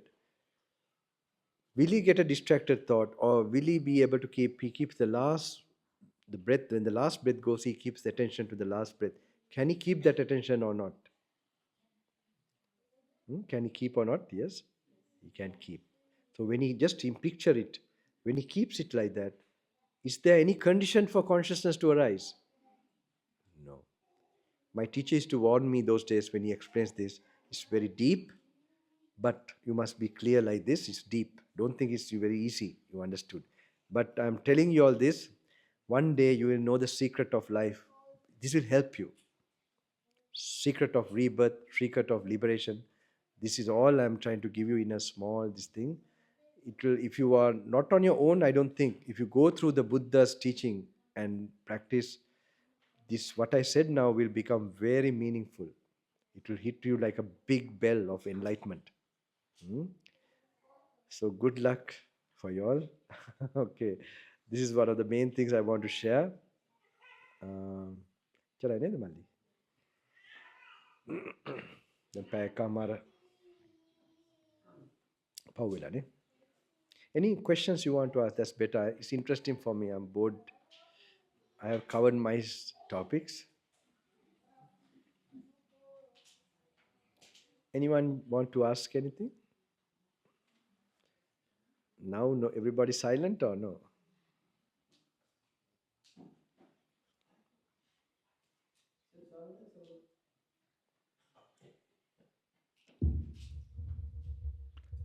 ස්වාමි විවේකානන්දවත් තාවත් Swaminath always mentioned that we should be considerate of parents, especially because what we did, how we treat the parents mark a special thing in our karma records, and we have to be very careful about that. Now, in a situation where now in the society today, there are lots of different interpretations of Buddhism, and there are people who make different interpretations of Buddhism to gather crowds and do things like that.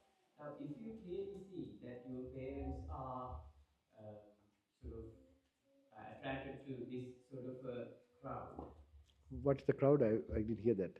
So Which kind of crowd you tell?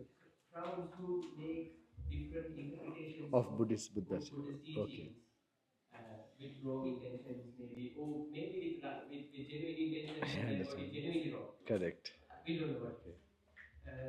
So if our parents are attracted to this kind of a crowd or this kind of a Yeah, I know. teaching, how should we, and they're like blindly, I can't say blindly because I'm not Yeah, educated, understand. Correct. but how how can we help them if they are very strongly refusing any other kind of a teaching, or if they are not open to any other kind Understand. of idea? For this, one other story I couldn't tell about was the sugar story of Swami Vivekananda. Pranav, please can I add that, there for that question, that there are lots of groups, and one group is saying Buddha was born in Sri Lanka, those kind of. No, don't mention specifically. I don't want to fall into any partition. Yeah. So, okay, I understand what you're meaning. No, this is a big problem today with the internet and the phones and all that. We have so many doctors. That's a problem. So we go to so many doctors, and they give all, like I was telling, these days I'm taking all the medicine, just to. So I feel like a reaction in me, like something going here, this way, that way, like so many tablets, vitamins, and just because I'm little attached to give this, and I've been like on a marathon for so many months. A month means from Australia and the Sri Lanka programs, then like this year. So that's another problem. You see, we didn't have this problem. And the other thing was, we directly went to the Buddha's teaching, the master himself. All this is coming from the Buddha. Why are we depending on someone else's interpretation and all that? Why can't we go directly? So my teacher used to tell me, who is spiritually sincere will direct to the suttas. When you are knowledgeable with the sutta of your own, then you can know. Buddha has told this. Even how much someone is famous here or there, don't say yes to what they're saying. Don't say no. Compare with my teaching what they are saying. Not one times, two times, three times. Now, regarding this question, if your loved one or someone you are concerned around, or even a devotee changes, we must remember we have got into this like a station, in a carriage. We have got into a train, and suddenly we make so much connection, relationship with this group of people in that carriage. Like that, this lifetime, we, even our own brother or family, even my own brother is quite far, very different. Different means not that he's bad or anything. He has his different karma. I understand this. And my parents, they have their different karma. And even some devotees who have been close to me, suddenly now, especially when I'm doing this kind of thing, they can't come to me now. Luckily, I understand karma, and luckily I didn't make them close to nobody. Long time I knew due to karma they are coming to me and then going away, and so on. So how to make an impact? It's not by you, if with your parents especially, or anyone, your brother or your devotees or daikas or whoever. You must lose that to control anyone, to bring them into any idea or anything. You must have good wishes. You must wish them whatever they are doing. May they come to the true path or whatever. And may I come to the true path first. But I will tell you some effective way. The story I couldn't cover is regarding Swami Vivekananda again. This once one boy was brought to Swami. His mother was telling this boy is too fat and he's addicted to sweets. So, can you give him some mantra or some blessing where he can overcome this addiction? So then, this Swami, he told, come after 10 days. So after 10 days, the mother brought the boy, and then he said, child, hereafter don't eat sweets. And the child, then the mother said, Swami, what about any mantra or some blessings? So this is my mantra. I told him, don't eat sweets hereafter. And then the mother said, Swami, well, you should have told that when we met 10 days ago. I said, 10 days ago, I was eating sweets. So for 10 days now, I stopped eating sweets. Yes, when you control yourself, this is the only way, the mystical way to transform somebody else, not by telling or forcing. If you have a special interest to transform somebody, that means you also have a problem. You're specially attached to this, some few people around you. So you have to free yourself. They have their own time. More you go behind them, more they go further from you. So you create this mystical force. Hmm? There are wives I know, they never complained when their husbands were drinking or doing something. They did their own thing. And that their spiritual purity actually changed them. It's a long story. I don't want to tell. Like there are situations like that. I also have some interesting, I don't know how to tell this. Okay, I will tell anyway. Now I returned from Australia to what is this place, Sri Lanka, and I have a brother monk who I meet just to discuss regarding some things about the rules, Vinaya and all that, because I'm not so learned in the Vinaya part. Now I have to manage the monastery, so I have to be more careful how the monks who are trained. So I can't go to discuss him. I know him when he was very small because he was like studying in a very good place. So I meet him sometimes and discuss. He, with all respects to me. And then this time also I met him. Thirdly, when I knocked his door, when he opened, he was like little bit like shocked seeing me, and then he went like this, and then he came to talk to me. Then he said, Swami sir, 1 week ago or something, he had a dream or some kind of vision or something, I don't know. He was having very bad thoughts. He couldn't control his mind. So suddenly he has like in the dream or something, I don't know, he has seen me telling him something, some instruction, this and that. So now when he saw me, he was feeling little really ashamed. He's thinking, my God, Swami Master must be knowing when I'm having this bad. Uh, that is a mystical force, a divine sphere working. I am not going to people's brain and doing something, I don't think, but I'm happy what's happening because exactly it's pinpointing his thing he must overcome. This has happened to me also. When as a young monk, when I was struggling one time with some terrible thoughts, while I was, falling asleep, suddenly I saw this yogi, like a guru, and same thing like this. He told, "Be like me, free from these things like that." He told me in that, and like until old age, I am like this. You also can be like that, like that. He just told few words in a vision, like in the dream. So that mystical influence will be there when you become pure. You will be working in a different level. Hmm? You understand? Any question? My answers are long, right? It goes round, round. Yes. How come? You must focus now. Much as now you can focus, the habits work. Habit works. Not only breath, I think there's a practice of people watching the breath, but if you get wisdom enough, and that wisdom, as I told you, like there are levels of that wisdom, like even seeing the person disappearing. If you get it in a very deeper way, it will remove your desires. Desires make you distracted. So when the desires are really low, you can focus on anything what you want. So when your wisdom increases and your desires go down, this will happen. So you have to keep on reading, contemplating, developing your mind, removing all addictions, making your brain clean, clear, sharp. Like it is said, if you have water full of dye, you can't see your reflection. If you have water boiling, you can't see your reflection. So dye is like desires. If the mind is filled with desires, you can't concentrate, you can't see truth, you can't have wisdom. When you have anger, irritation, it's like boiling water.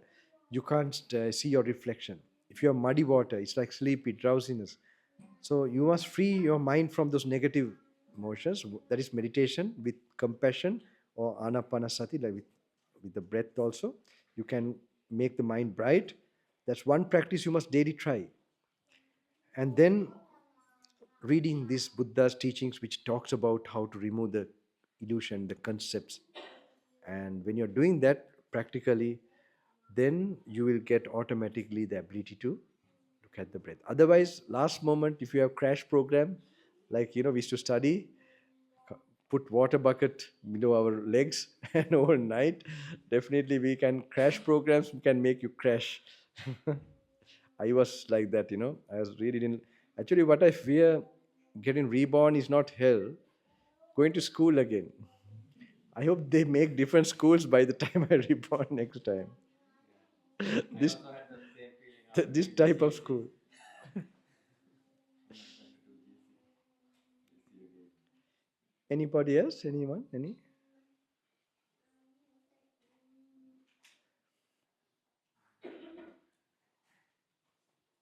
Anybody else? Ane puta.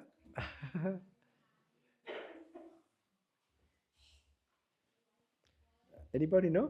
ප්‍රශ්න තියෙනවා නම් අතෝසන මම mic එක ඇරලා දෙන්න. මොනවාරි ප්‍රශ්නයක් තියෙනවා නම් අහන්න හම්දුරන් ඉතින් පුළුවන් නම් උත්තර දෙන්න.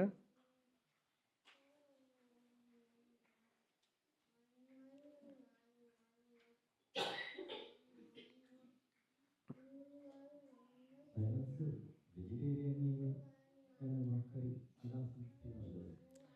ඔව්.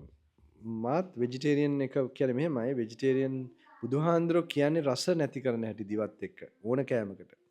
වෙජිටේරියන් විතරක් නෙමෙයි. මොකක් හරි කට්ට සම්බොල් වුණත් අපේ තණ්හාව අවශ්‍යන එකට මේවා කරනකොට අපි ඒකේ අර පටිච්චසමුප්පාදේ උපාදානෙ වැඩි කරනවා අන්න ඔහොම. ඉතින් හැබැයි මෙහෙමයි. වෙජිටේරියන් අපිට විශේෂයෙන්ම මස් මාළුවට ගිජුකමක් තියෙනවනම් එහෙනම් වෙජිටේරියන් වෙන එක හොඳයි. ඒක පාලනය කරගන්න. නැත්තම් ඕන දෙයක් වළඳන එක ඒක මං හිතන්නේ. හැබැයි මං හිතනවා අද කාලේ වෙජිටේරියන් උදව්ත් වෙයි නිරෝගී සුවයටයි වෙන දේවල් වලටයි.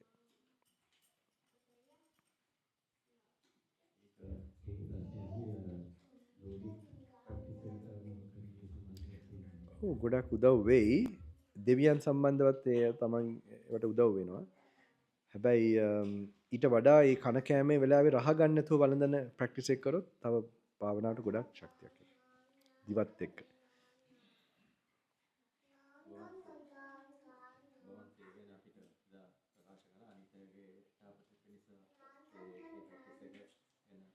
කොහොමද කට ගාවට ගෙන්නකොට එහෙමද?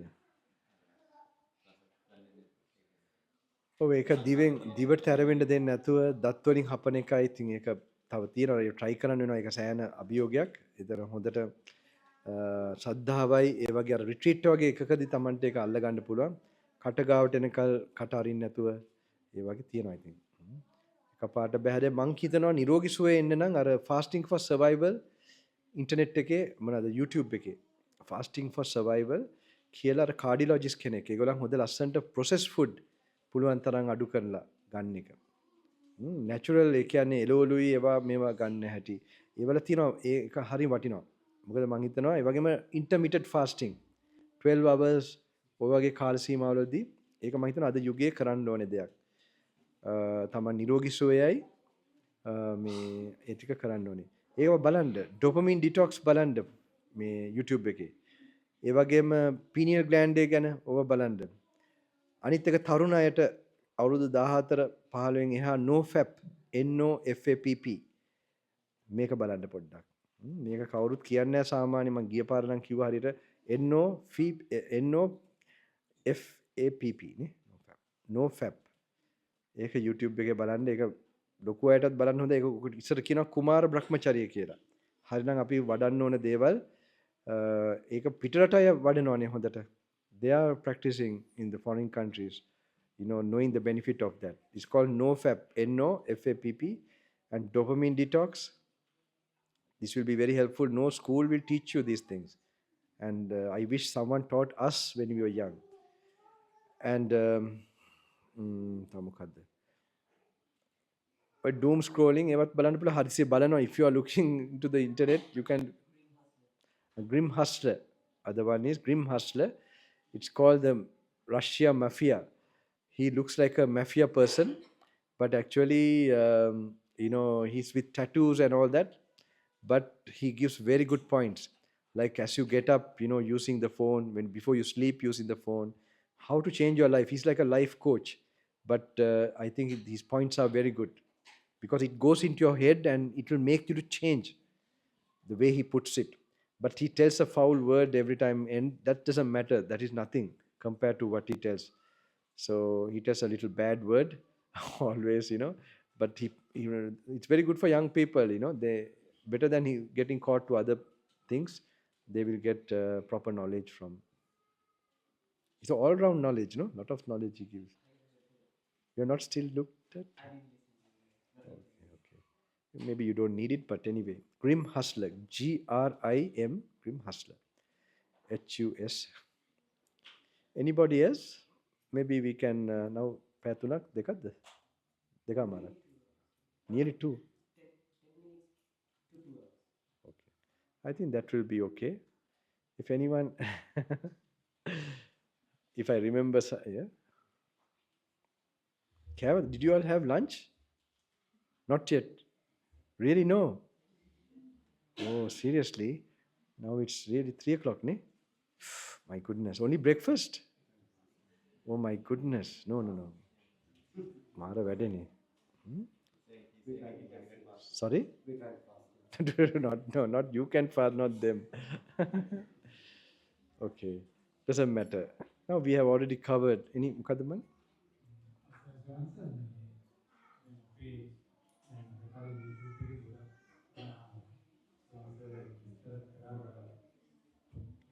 Oh.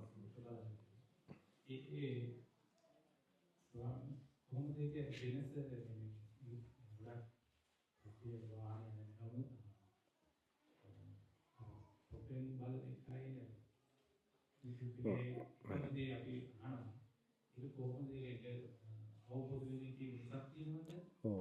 අවබෝධ කියන්නේ ෆෝකස් ලෙවල් එක අඩු වෙනවා. අපේ ෆෝකස් කරන්න තියෙන ලෙවල් එකක් බ්‍රේන් එකේ මොලේ අඩු වෙනවා. ඒ පොත කියවන එක බෝරින් වෙන්නේ ඒකනේ. අරක ඩොපමිනුත් එක්ක වෙන දෙයක් වෙනවා. එතකොට ඒකයි අපිට පොතක් කියවන එක බෝරින් වෙලා තියෙන්නේ. අර ස්නායුව ඒ වැඩ කරන සීය කල්පනාව අඩු වෙලා තියෙනවා. එතකොට අරක බලන්න අරක අහන්න ආසයි. ලේසි. එතකොට දැන් මේ පොතක් කියවන්න බැරිම කෙනෙකුට අරක බලන එක හොඳයි. හැබැයි දැන් මේක තව දියුණු කරන් යන්න පුළුවන් කෙනෙකුට පොඩ ඒක අඩු කර අර දැන් ඒක අඩු කරනකොට පොතවත් කියවෙන්නේ නැත්නම් හොඳයි අරක බලන එක. ඒ වගේ බලලා තමන් අර නැත්නම් පොත බලන එකට ආවම ඒ ફોකස් ඒවා ඔක්කොම වැඩි වෙනවා. ඒක අර මාර්ගඵලයක් ලැබෙන විදිහට නැත්නම් අපි හැමදාම බණ අහා ඉඳී. හැබැයි අපි ඇත්තට මොලේ ගේනවද අර මාර්ගඵලයක් ලැබෙන එක්ස්පීරියන්ස් එකට.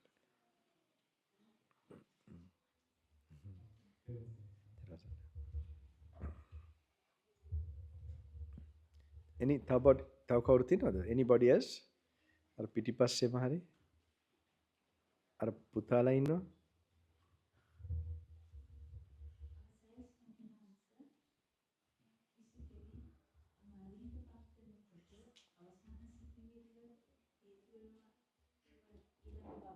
ඔව්.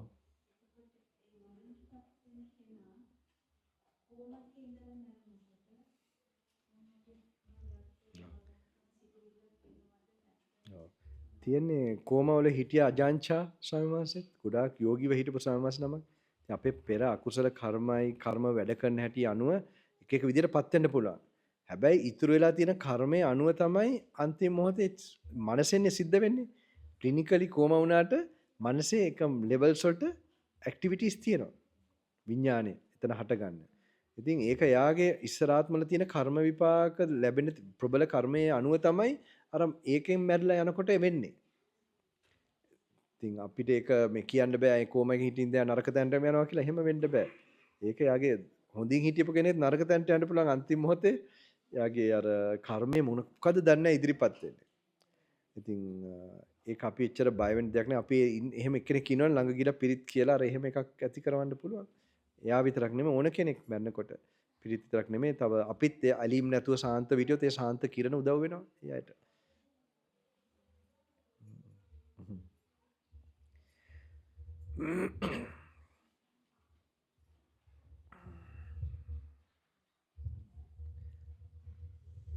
ඔව් තව එකක් තමයි එක එක ලෙඩ ආරෝමයක් තියෙන්න පුළුවන් සමාජය. දන්නේ නැද්ද මං ගාවට එනවනේ එක එක කට්ටිය.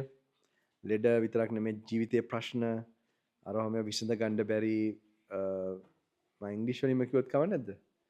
මට දැන් සිංහල ලේසි වුණානේ ඒකනේ වැඩේ. අරක දැන් මං ඔළුව කැක්කුමක් වයි කියන්නේ දැන්. දැන් මේක අනිත් පැත්තට හැරුවා අපේ සිංහල මිනිස්සු මාව.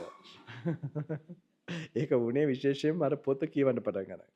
දැන් අර සූත්‍ර ටික කියවන්න උනානේ මට දැන් මම පළවෙනිටම දුන්නා අර වෙන කෙනෙකුට කියවන්න අතනගල්ලේ. ඒ මට අමාරුයිනේ ඔම සිංහල කියවන්න. මේගොල්ලන් අර කියවනකොට ඒක ගැම්ම එන්නේ නැහැ. ඒ බුද්ධ වචනය කියන්නේ අපිට ඒක අපේ ලේවල තියෙන ගන්නේ. ඉතින් මම ඒක කරන්න පටන් ගත්තා. ඒක එකපාරක් කියවම දෙවාර තුන්වෙනි පාර හතරවෙනි පාර කරා මට දැන් ඒක හොඳට කියවන්න පුළුවන්. දැන් මගේ සිංහලත් ෆ්ලෝ වෙනවනේ මම දැන් පරණ හිටපු අය ඉන්දියා නම් කමක් නැහැ ඉතින්. මට ප්‍රශ්න නැහැ මම ඉංග්‍රීසියට ඇරිලා නැහැ. මිනිසුන්ට පීටක් වෙනවා නම් කොහෙන් හරි ඒක කමක් නැහැ. ඉතින් මං කියන්න ගියේ මොකද්ද?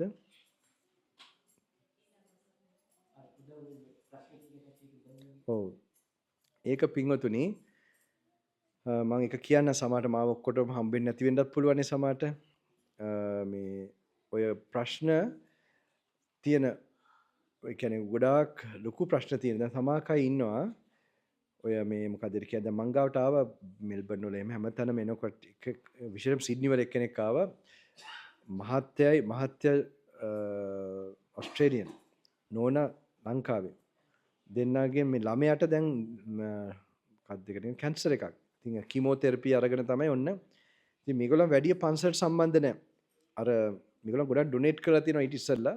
හැබැයි දැන් පන්සලට සම්බන්ධ නැහැ. මං හිතන්නේ මං අර පින්ඩපාතේ කරනවා කියලා ආරංචි වෙලා බෙදන්න ඇවිල්ලා පින්ඩපාතේ පස්සේ තමයි මේ කාරණාව මට කියන්න ආවේ. ඉතින් එයාගේ මහත්යත් ඇවිල්ලා හිටිය ළමයාත් ඇවිල්ලා රත්තරන් ළමේ එයා මේ ඒගොල්ලන් හැබැයි කිසි ආගමකට නැහැ. ආගමක් කියන එකකට මේ වගේ වෙලාවකට නිකන් හරි Los.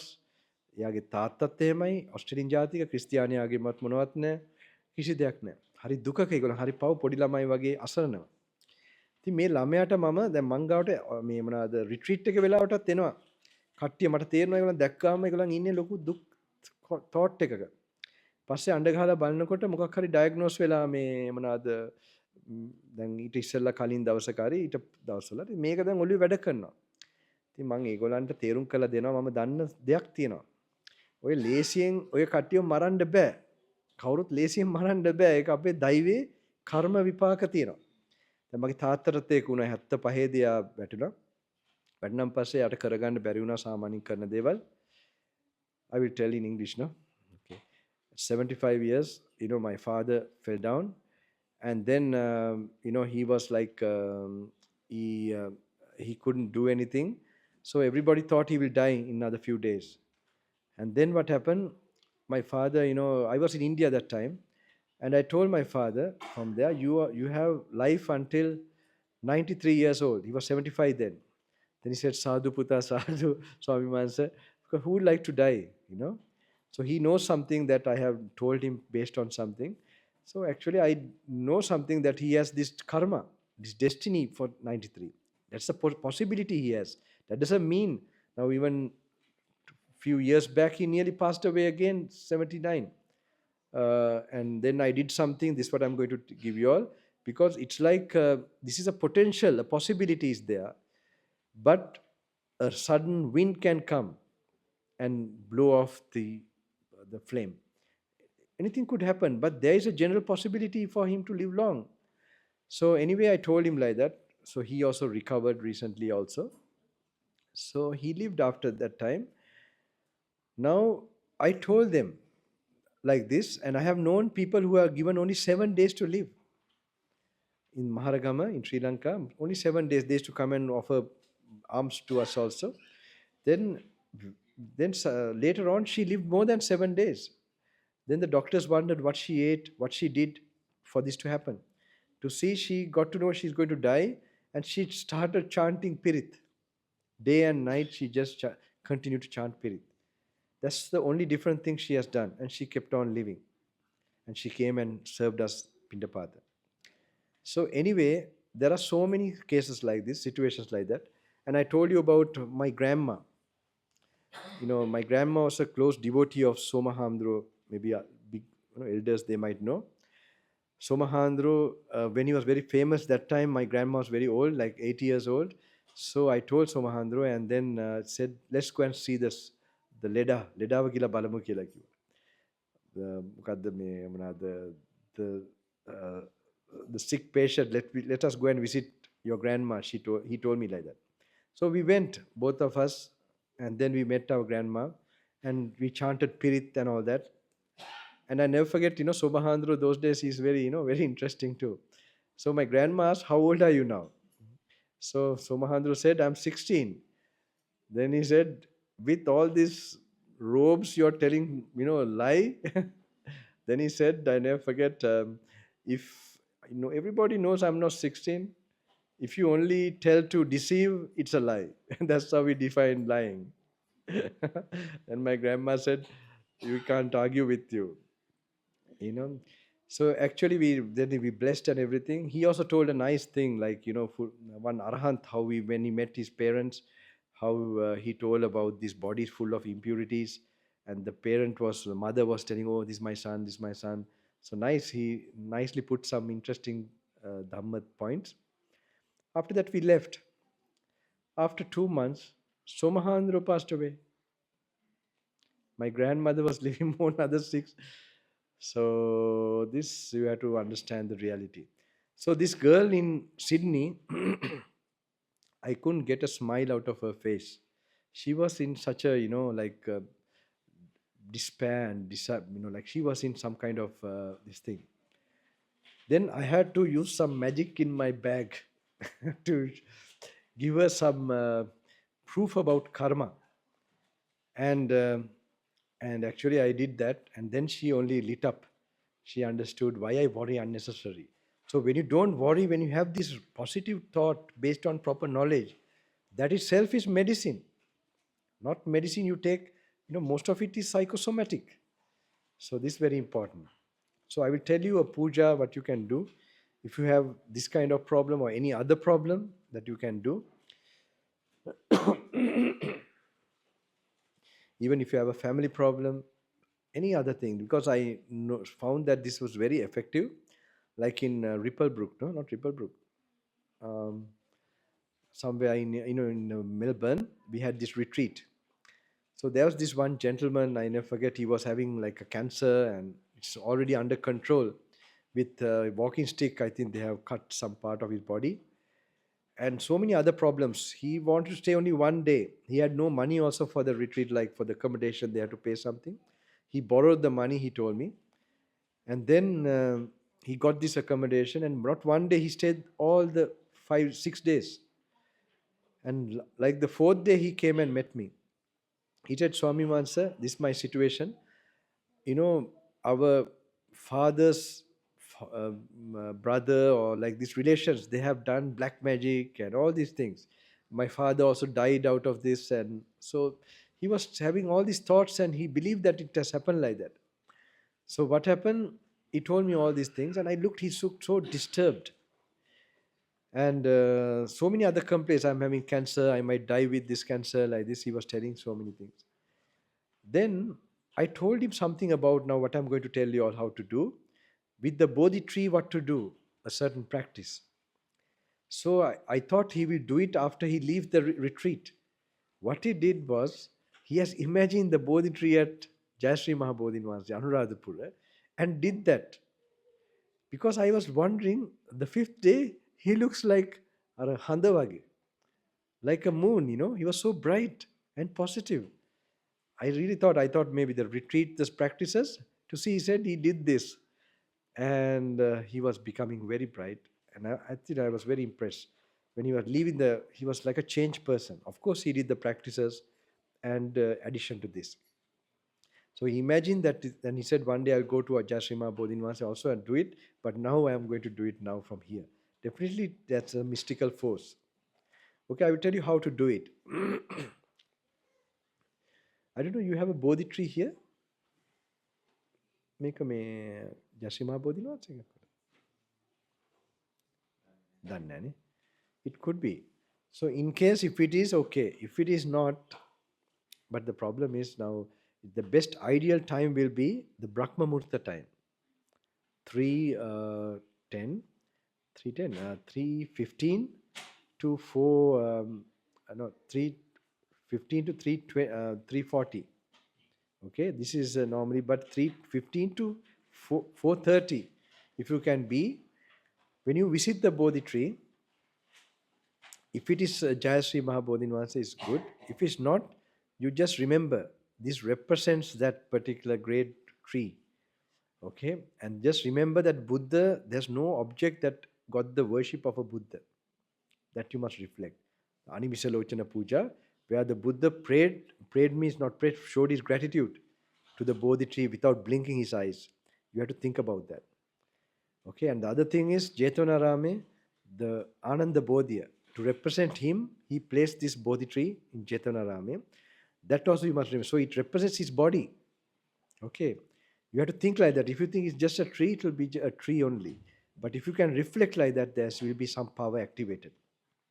Not only that, you must also reflect that the infinite parami, the meritorious lives he spent, so many births, and one of them is the Vattaka Jataka, that truth force he generated in that life, that deed. And Vesantaratma, where the earth shook when he donated or he gave up his children to fulfill this particular his mission. Think of those things. That is like a protective force that is still working under his name. Okay, his compassionate, deeds. It has a mystical force, though he's not alive, that is working. You have to think like that. And then you must think any hidden karma I have in previous lives that is blocking me and obstructing my happiness. You are the master. You must talk to the Bodhi tree like you're talking to the Buddha. You are the master who gave this particular, you were able to resolve karma. So I am placing it to you. You know that I'm placing it to you. Just you must think like that. Just make that resolution or just place that problem, what you're having, to him. Don't tell any solution. Just do it. You know that you have handed over to him. Okay? After that, you might even recite Tun Sutra or just little bit light a lamp or something if it's possible. But no need if you can't do those things. But if you can at least do that what I said, the main thing to think, that is the Ananda Bodhi, how it is same as the Buddha's body, and how the Buddha's worship was, experienced by this Bodhi tree. No object in the whole universe got this experience. And then also how Buddha's parami are still, his noble deeds are still echoing, still there in the world. And that whatever hidden karma you have, that he's the one who can resolve the karma. He's the master of the three worlds who can resolve the karma. Like that you think and place it to him. Okay, you do this. This will give you something, a mystical thing will happen. At least three times. 3 times. And if you can do any more other times, you can do how much you want later. But you will see something will happen, start to happen. Okay. Yes. If something you don't understand and something you don't have any resolution, because I have many stories to tell how it has worked, but I don't think there's enough time for that now. Because some people come to me with a lot of problems. This is one of the things I have created. There will be some force working. In Sri Lanka, if you have relations, if you can't, tell them to go and do it, Kalani or somewhere. Okay, maybe in behalf of your parents or somebody, you can do that also. That will be blessing them. If you also can, if you can come anywhere, if it's not early morning, in another time, still it's okay. Okay. Anything else? I know you're not feeling hungry also, right? Maybe you're getting my energy. But you should know. Yes. Attanagalla. Yes. Yes, please. You need a mic? Or can I just? Yeah, you can. Yeah, you can. Thank you so much. So my question is about identity and what you mentioned about the question of who am I? I think it's very interesting. I think at one point in life or not, we always stumble upon this question as an individual, or the world you go to a job interview, people ask you, so who are you? What do you bring to the table? And from one side, I think we constantly have to build an identity of who we are. And at the same time, you spoke about how we have to kind of disassociate with many of these things and almost see ourselves as the quality, like the hardness and the softness. And that really dissolves all of the external identity, like the fact that I'm a woman, this is the degree I hold, or this is the occupation, this is my title. It's a constant struggle to maintain these two. It's about the worldly success, which we also kind of have to maintain. Do these two goals, building identity and losing your identity, not in a bad way, I but know. kind of, seeing the abstract of things. Can these two coexist together? Yeah. Yes. Very good. The thing is, some people worry when we lose identity, maybe we'll have robes on or we'll go to the jungle or something. So I tell them, don't worry, that won't happen to you.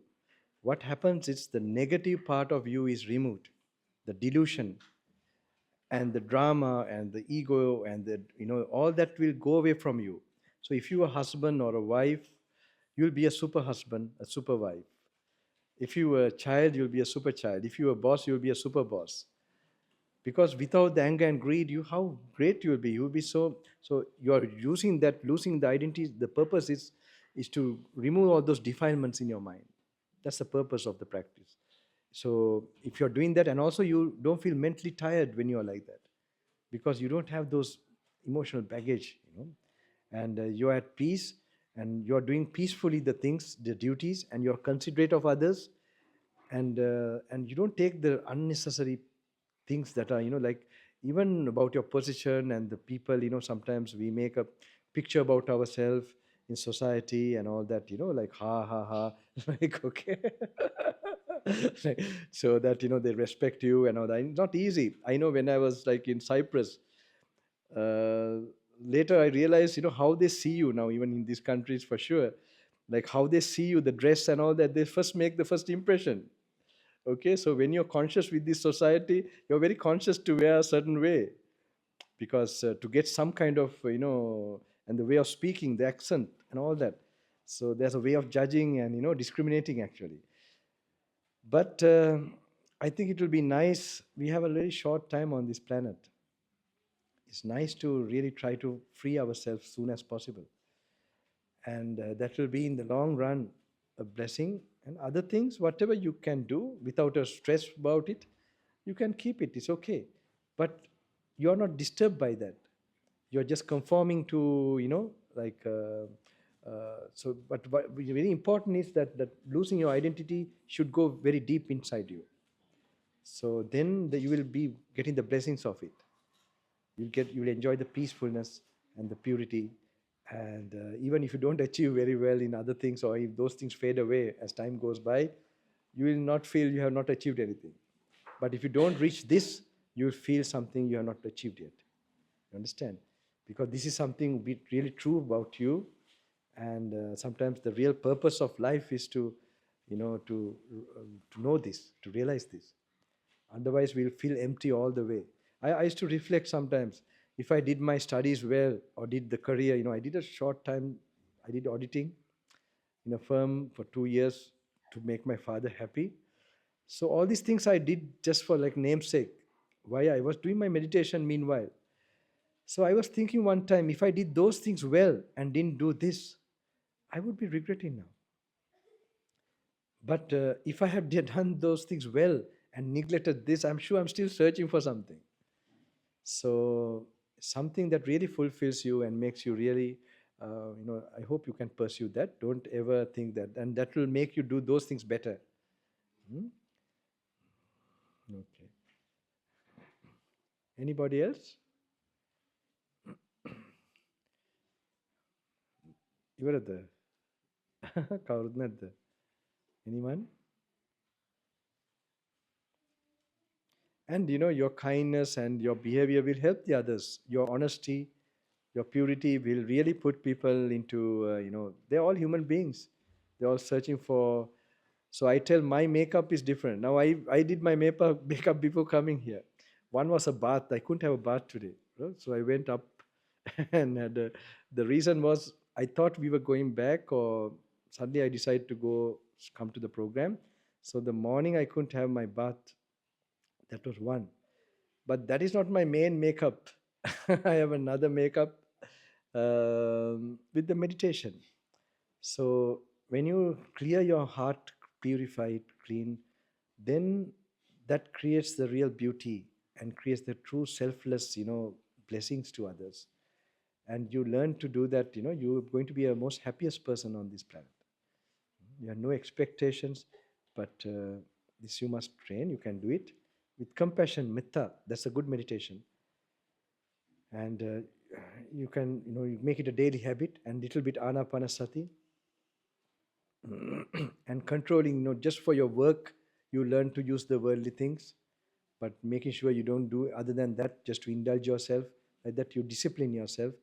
Then you are not controlled by the objects, you control the objects.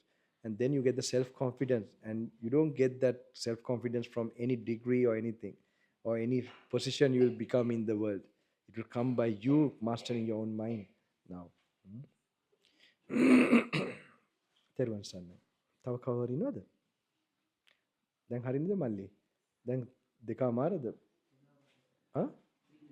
No, I mean pair 2.5. හරි නේද පින්වතුනි? මං හිතන්නේ පින්වතුන්ලට ලැබෙන්න ඕන දේවල් ලැබිලා තියෙනවා. කවුරු එක්කෙනෙක් කියන්න පුළුවන්ද මේකෙන් ගන්න පුළුවන් වුණ ප්‍රධාන එකක් දෙකක් තියෙනවද? ඔය භාවනා කරන කට්ටියගෙන් හාමුදුරු කියපේ වලින් any takeaway, what struck you in this, whatever I spoke? Maybe like meaningless, gibberish. Really struck that when you explained about how the last step and the Yeah, okay. external Thoughts will distract you. consciousness, how it catch the next life. Yeah, yeah. That's really struck. I think this is a very powerful point. It's told by my teacher, and later for me also it became very clear with the teachings. I hope you can read the original teachings and make it a meditation. You will find it become very, very profoundly clear. And it will make you enlightened. That's what we want as a human being. I'm sure it struck most of them. This is my gift this time. I'm actually, these are all kept for yogis for final, but I don't know. Now either yogis only meet me, I have no other thing to give. Enang, තෙරුවන් සරණයි.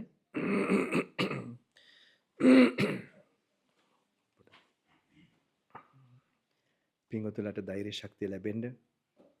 මම දන්නවා මගෙත් මල්ලි කෙනෙක් ඉන්නවා මෙහෙ දැන්. ඒ වගේ තමයි දැන් පින්වතුන්ලත් නේද? ඒගොල්ලන්ත් ලංකාව දාලා ගිහිල්ලා ඉතින් මල්ලි කිව්වට දැත් මම අවුරුදු 18ෙම සෑහෙන මගේ මනස වෙනස් වුණා. මම ඒ පවුලේ නෑ වගේ වුණා. ඇත්ත කියන්න ඕනේ. හැබැයි ඒගොල්ලන්ගේ ගෞරවත්වය ලැබුණා ඊට පස්සේ. I was in the family, but I got the respect from my brother and all that, because whole thing changed at the age of 18. It was a turning point. Like my consciousness changed, like I don't know, I felt so distant from objects, and like another life came to me. Before that, I used to fight, and I was having some kind of inner turmoil, in fact. But after this 18, it's all peaceful, and I didn't like to do anything worldly, but I anyway did it to fulfill my parents. Oh, this very important point about parents also. It's very important. It took me 10 years to get blessings of my father. Now I think it's better even if I took 20 years. Because, initially I want to, your parents are, like they say, it's like gods in this world. If you disturb your father, it is like putting hot water to the roots of a tree. What happens when you put hot water to the roots of a tree? The leaf becomes yellow. It doesn't flourish. And disturbing your mother is like actually cutting the roots directly. So there's something like this. One has to be always very cautious throughout your life. Parents are so sincere. I have many stories how I dealt with that. And so sometimes karmically, some situations come that they are like, like opposite. Like you think, I have they even adopted me? This thought might even come. But no, it's due to karma, you are having some kind of complicated situations with them. But it's very important to take their side. Unless they are telling something like to break the sila, like lie, steal, or something, that you don't agree with parents or anybody. That with kindness you say no, very stubborn no. But other things you must try your best. You will not, that will not go wrong with you. So sometimes in the jungle, some people thought I had some special powers in the jungle in 2004. I was going from jungle to jungle, and one area of jungle where no human being, knuckles range, and actually some robbers found me and they looked after me. I was completely, full of, leeches and damage. And how did I keep my bearing? How did I manage to? I don't have compass or anything. You don't know how it is like inside jungle. Like everywhere looks same. And I managed to look at the rocks, I mean the mountains and the waterfalls, and find the way somehow. How did I keep my presence? When I was so weak, I chanted something. My father bless me, my father bless me, my father bless me. So these simple things, I was so weak, but I recalled that, and then I managed to come out. And then, of course, others were thinking I had some very special powers to do like that. I'm not a commando or somebody, but this is very important. Great things are made out of that great foundation. So it's your parents. That's very important. That is very, very important. Mhm. I'm sure you all are very special children. And in case sometimes we get situations where, you know, things are not same, but be careful with them. Everything will be okay. You'll become super. You'll become very successful with their divine blessings. All other blessings start to work then. That's very important. So, සියලු දෙනාටම පෙරපින් මතු වේවා. ධර්මඥානය, ධර්ම ශාන්තිය හැම දෙනාටම ලැබේවා. මේ ආපු ගමනේ සංසාර පෙරපින මතුවෙන්න දේවතාන් වහන්සේලාගේ රැකවරණය බුද්ධ ධම්ම සංඝ ත්‍රිවිධ රත්නය අනන්ත ගුණ බලය ආශිර්වාදයක් වෙත්වා. මේ දහම් මේ භාවනාව හරි දහම පිළිබඳ මෙනෙහි කරලා ඇති කරගත්ත පුණ්‍ය ශක්තිය තමගේ දෙමාපියන්ට transfer this merits to your parents, relations, and all Ishta Devatas, Ishtakami Devatan Master, අනුමෝදන් වෙන්න. සත්ත්ව ලෝකයේ අවිචින්දන් දේව බ්‍රහ්ම ලෝක දක්වා හැම සත්වයකටම අනුමෝදන් වෙත්වා. ඒ වගේම 33 කෝටියක් සම්‍යක් දෘෂ්ටික දේවතාන් වහන්සේලාට අනුමෝදන් වෙන්න. සතරවරම් දෙවිවරුන්ටත් සක්‍ර දේවෙන්දටත්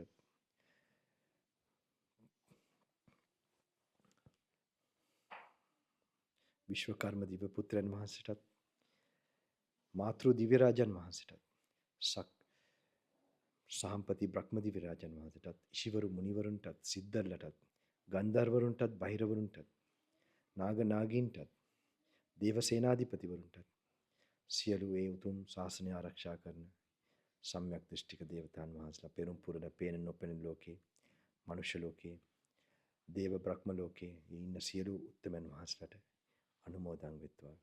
මේ පළාතෙම ඉන්න සියලු මනුෂ්‍යයන්ට මේ රටේ ඉන්න මනුෂ්‍යයන්ටත් ඒ වගේම ලෝකේ පුරාම ඉන්න රටවල් වල ඉන්න මනුෂ්‍යයන්ටත් ඒ උතුම් සුද්ධ ආත්ම වලටත් මේ ශාසන ධර්මයේ රකින්න ශාසනයම නොවෙන්න පුළුවන් ඒ ගුණ පුරවල එක එක ආගම් වලින් එක එක හොඳ තලවල ඉන්න ඒ සියලු දෙනාම එකතු වෙලා සම්‍යක් දෘෂ්ටිකව මේ උතුම් සසුන ප්‍රතිපත්ති ශාසනය ප්‍රතිවේද ශාසනය ආයි මේක විද්‍යමාන කරන්න ලැබෙන්නේ සතර අපායට යන මඟ වැළකෙන විදියට මනුෂ්‍යයන් අතරට ප්‍රතිපත්ති ශාසනය මතුවෙන්න. බණ පොත් ටික ළඟ තියාගන්න, කියවන්න.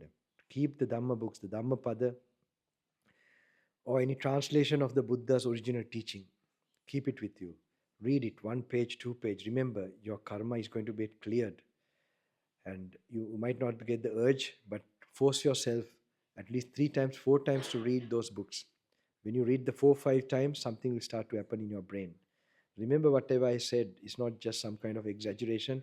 With hard experience, I'm telling you all, I hope it will work for you and help you all to clear your mind and protect you from any kind of sadness or suffering.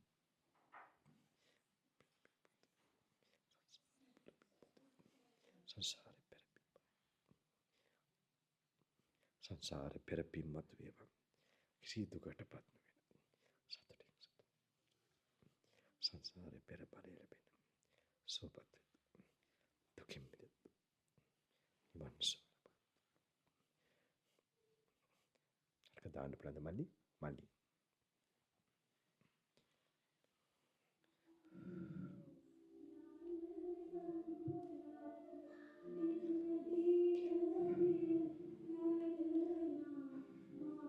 Just relax the body. Relax the body. Just relax the body. දාන්න මල්ලි. මේක දෙකම වැඩ කරන්නේ නැද්ද? Relax the body. Okay. Okay, done. You all get all the strength. The willpower. බුදුන් වහන්සේගේ ශ්‍රීපාදේ ශ්‍රී සංඛ්‍යත් ශ්‍රී චක්‍රයත් ඒකේ අනුභවයේ ආශිර්වාදයක් වෙනවා.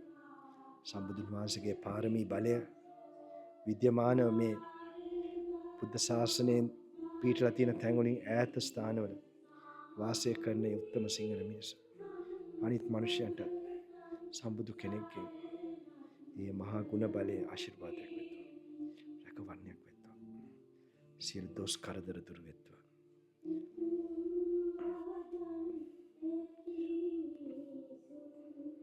පෙරම්පුරනාත්මය සංකඩකල පුරවරේ තිබ ශ්‍රී විභූතිය සිල් දෙනාටම රැකවරණයක් වෙනවා. දලදා සමිඳුගේ අනන්ත ගුණ බලය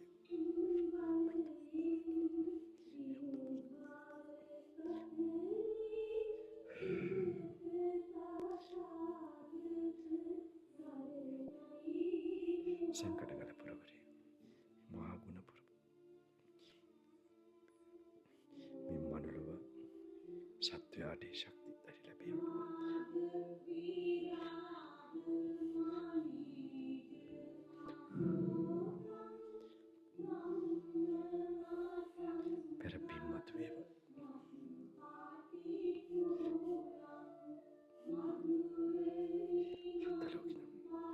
For 5 minutes, keep your eyes closed. For 5 minutes.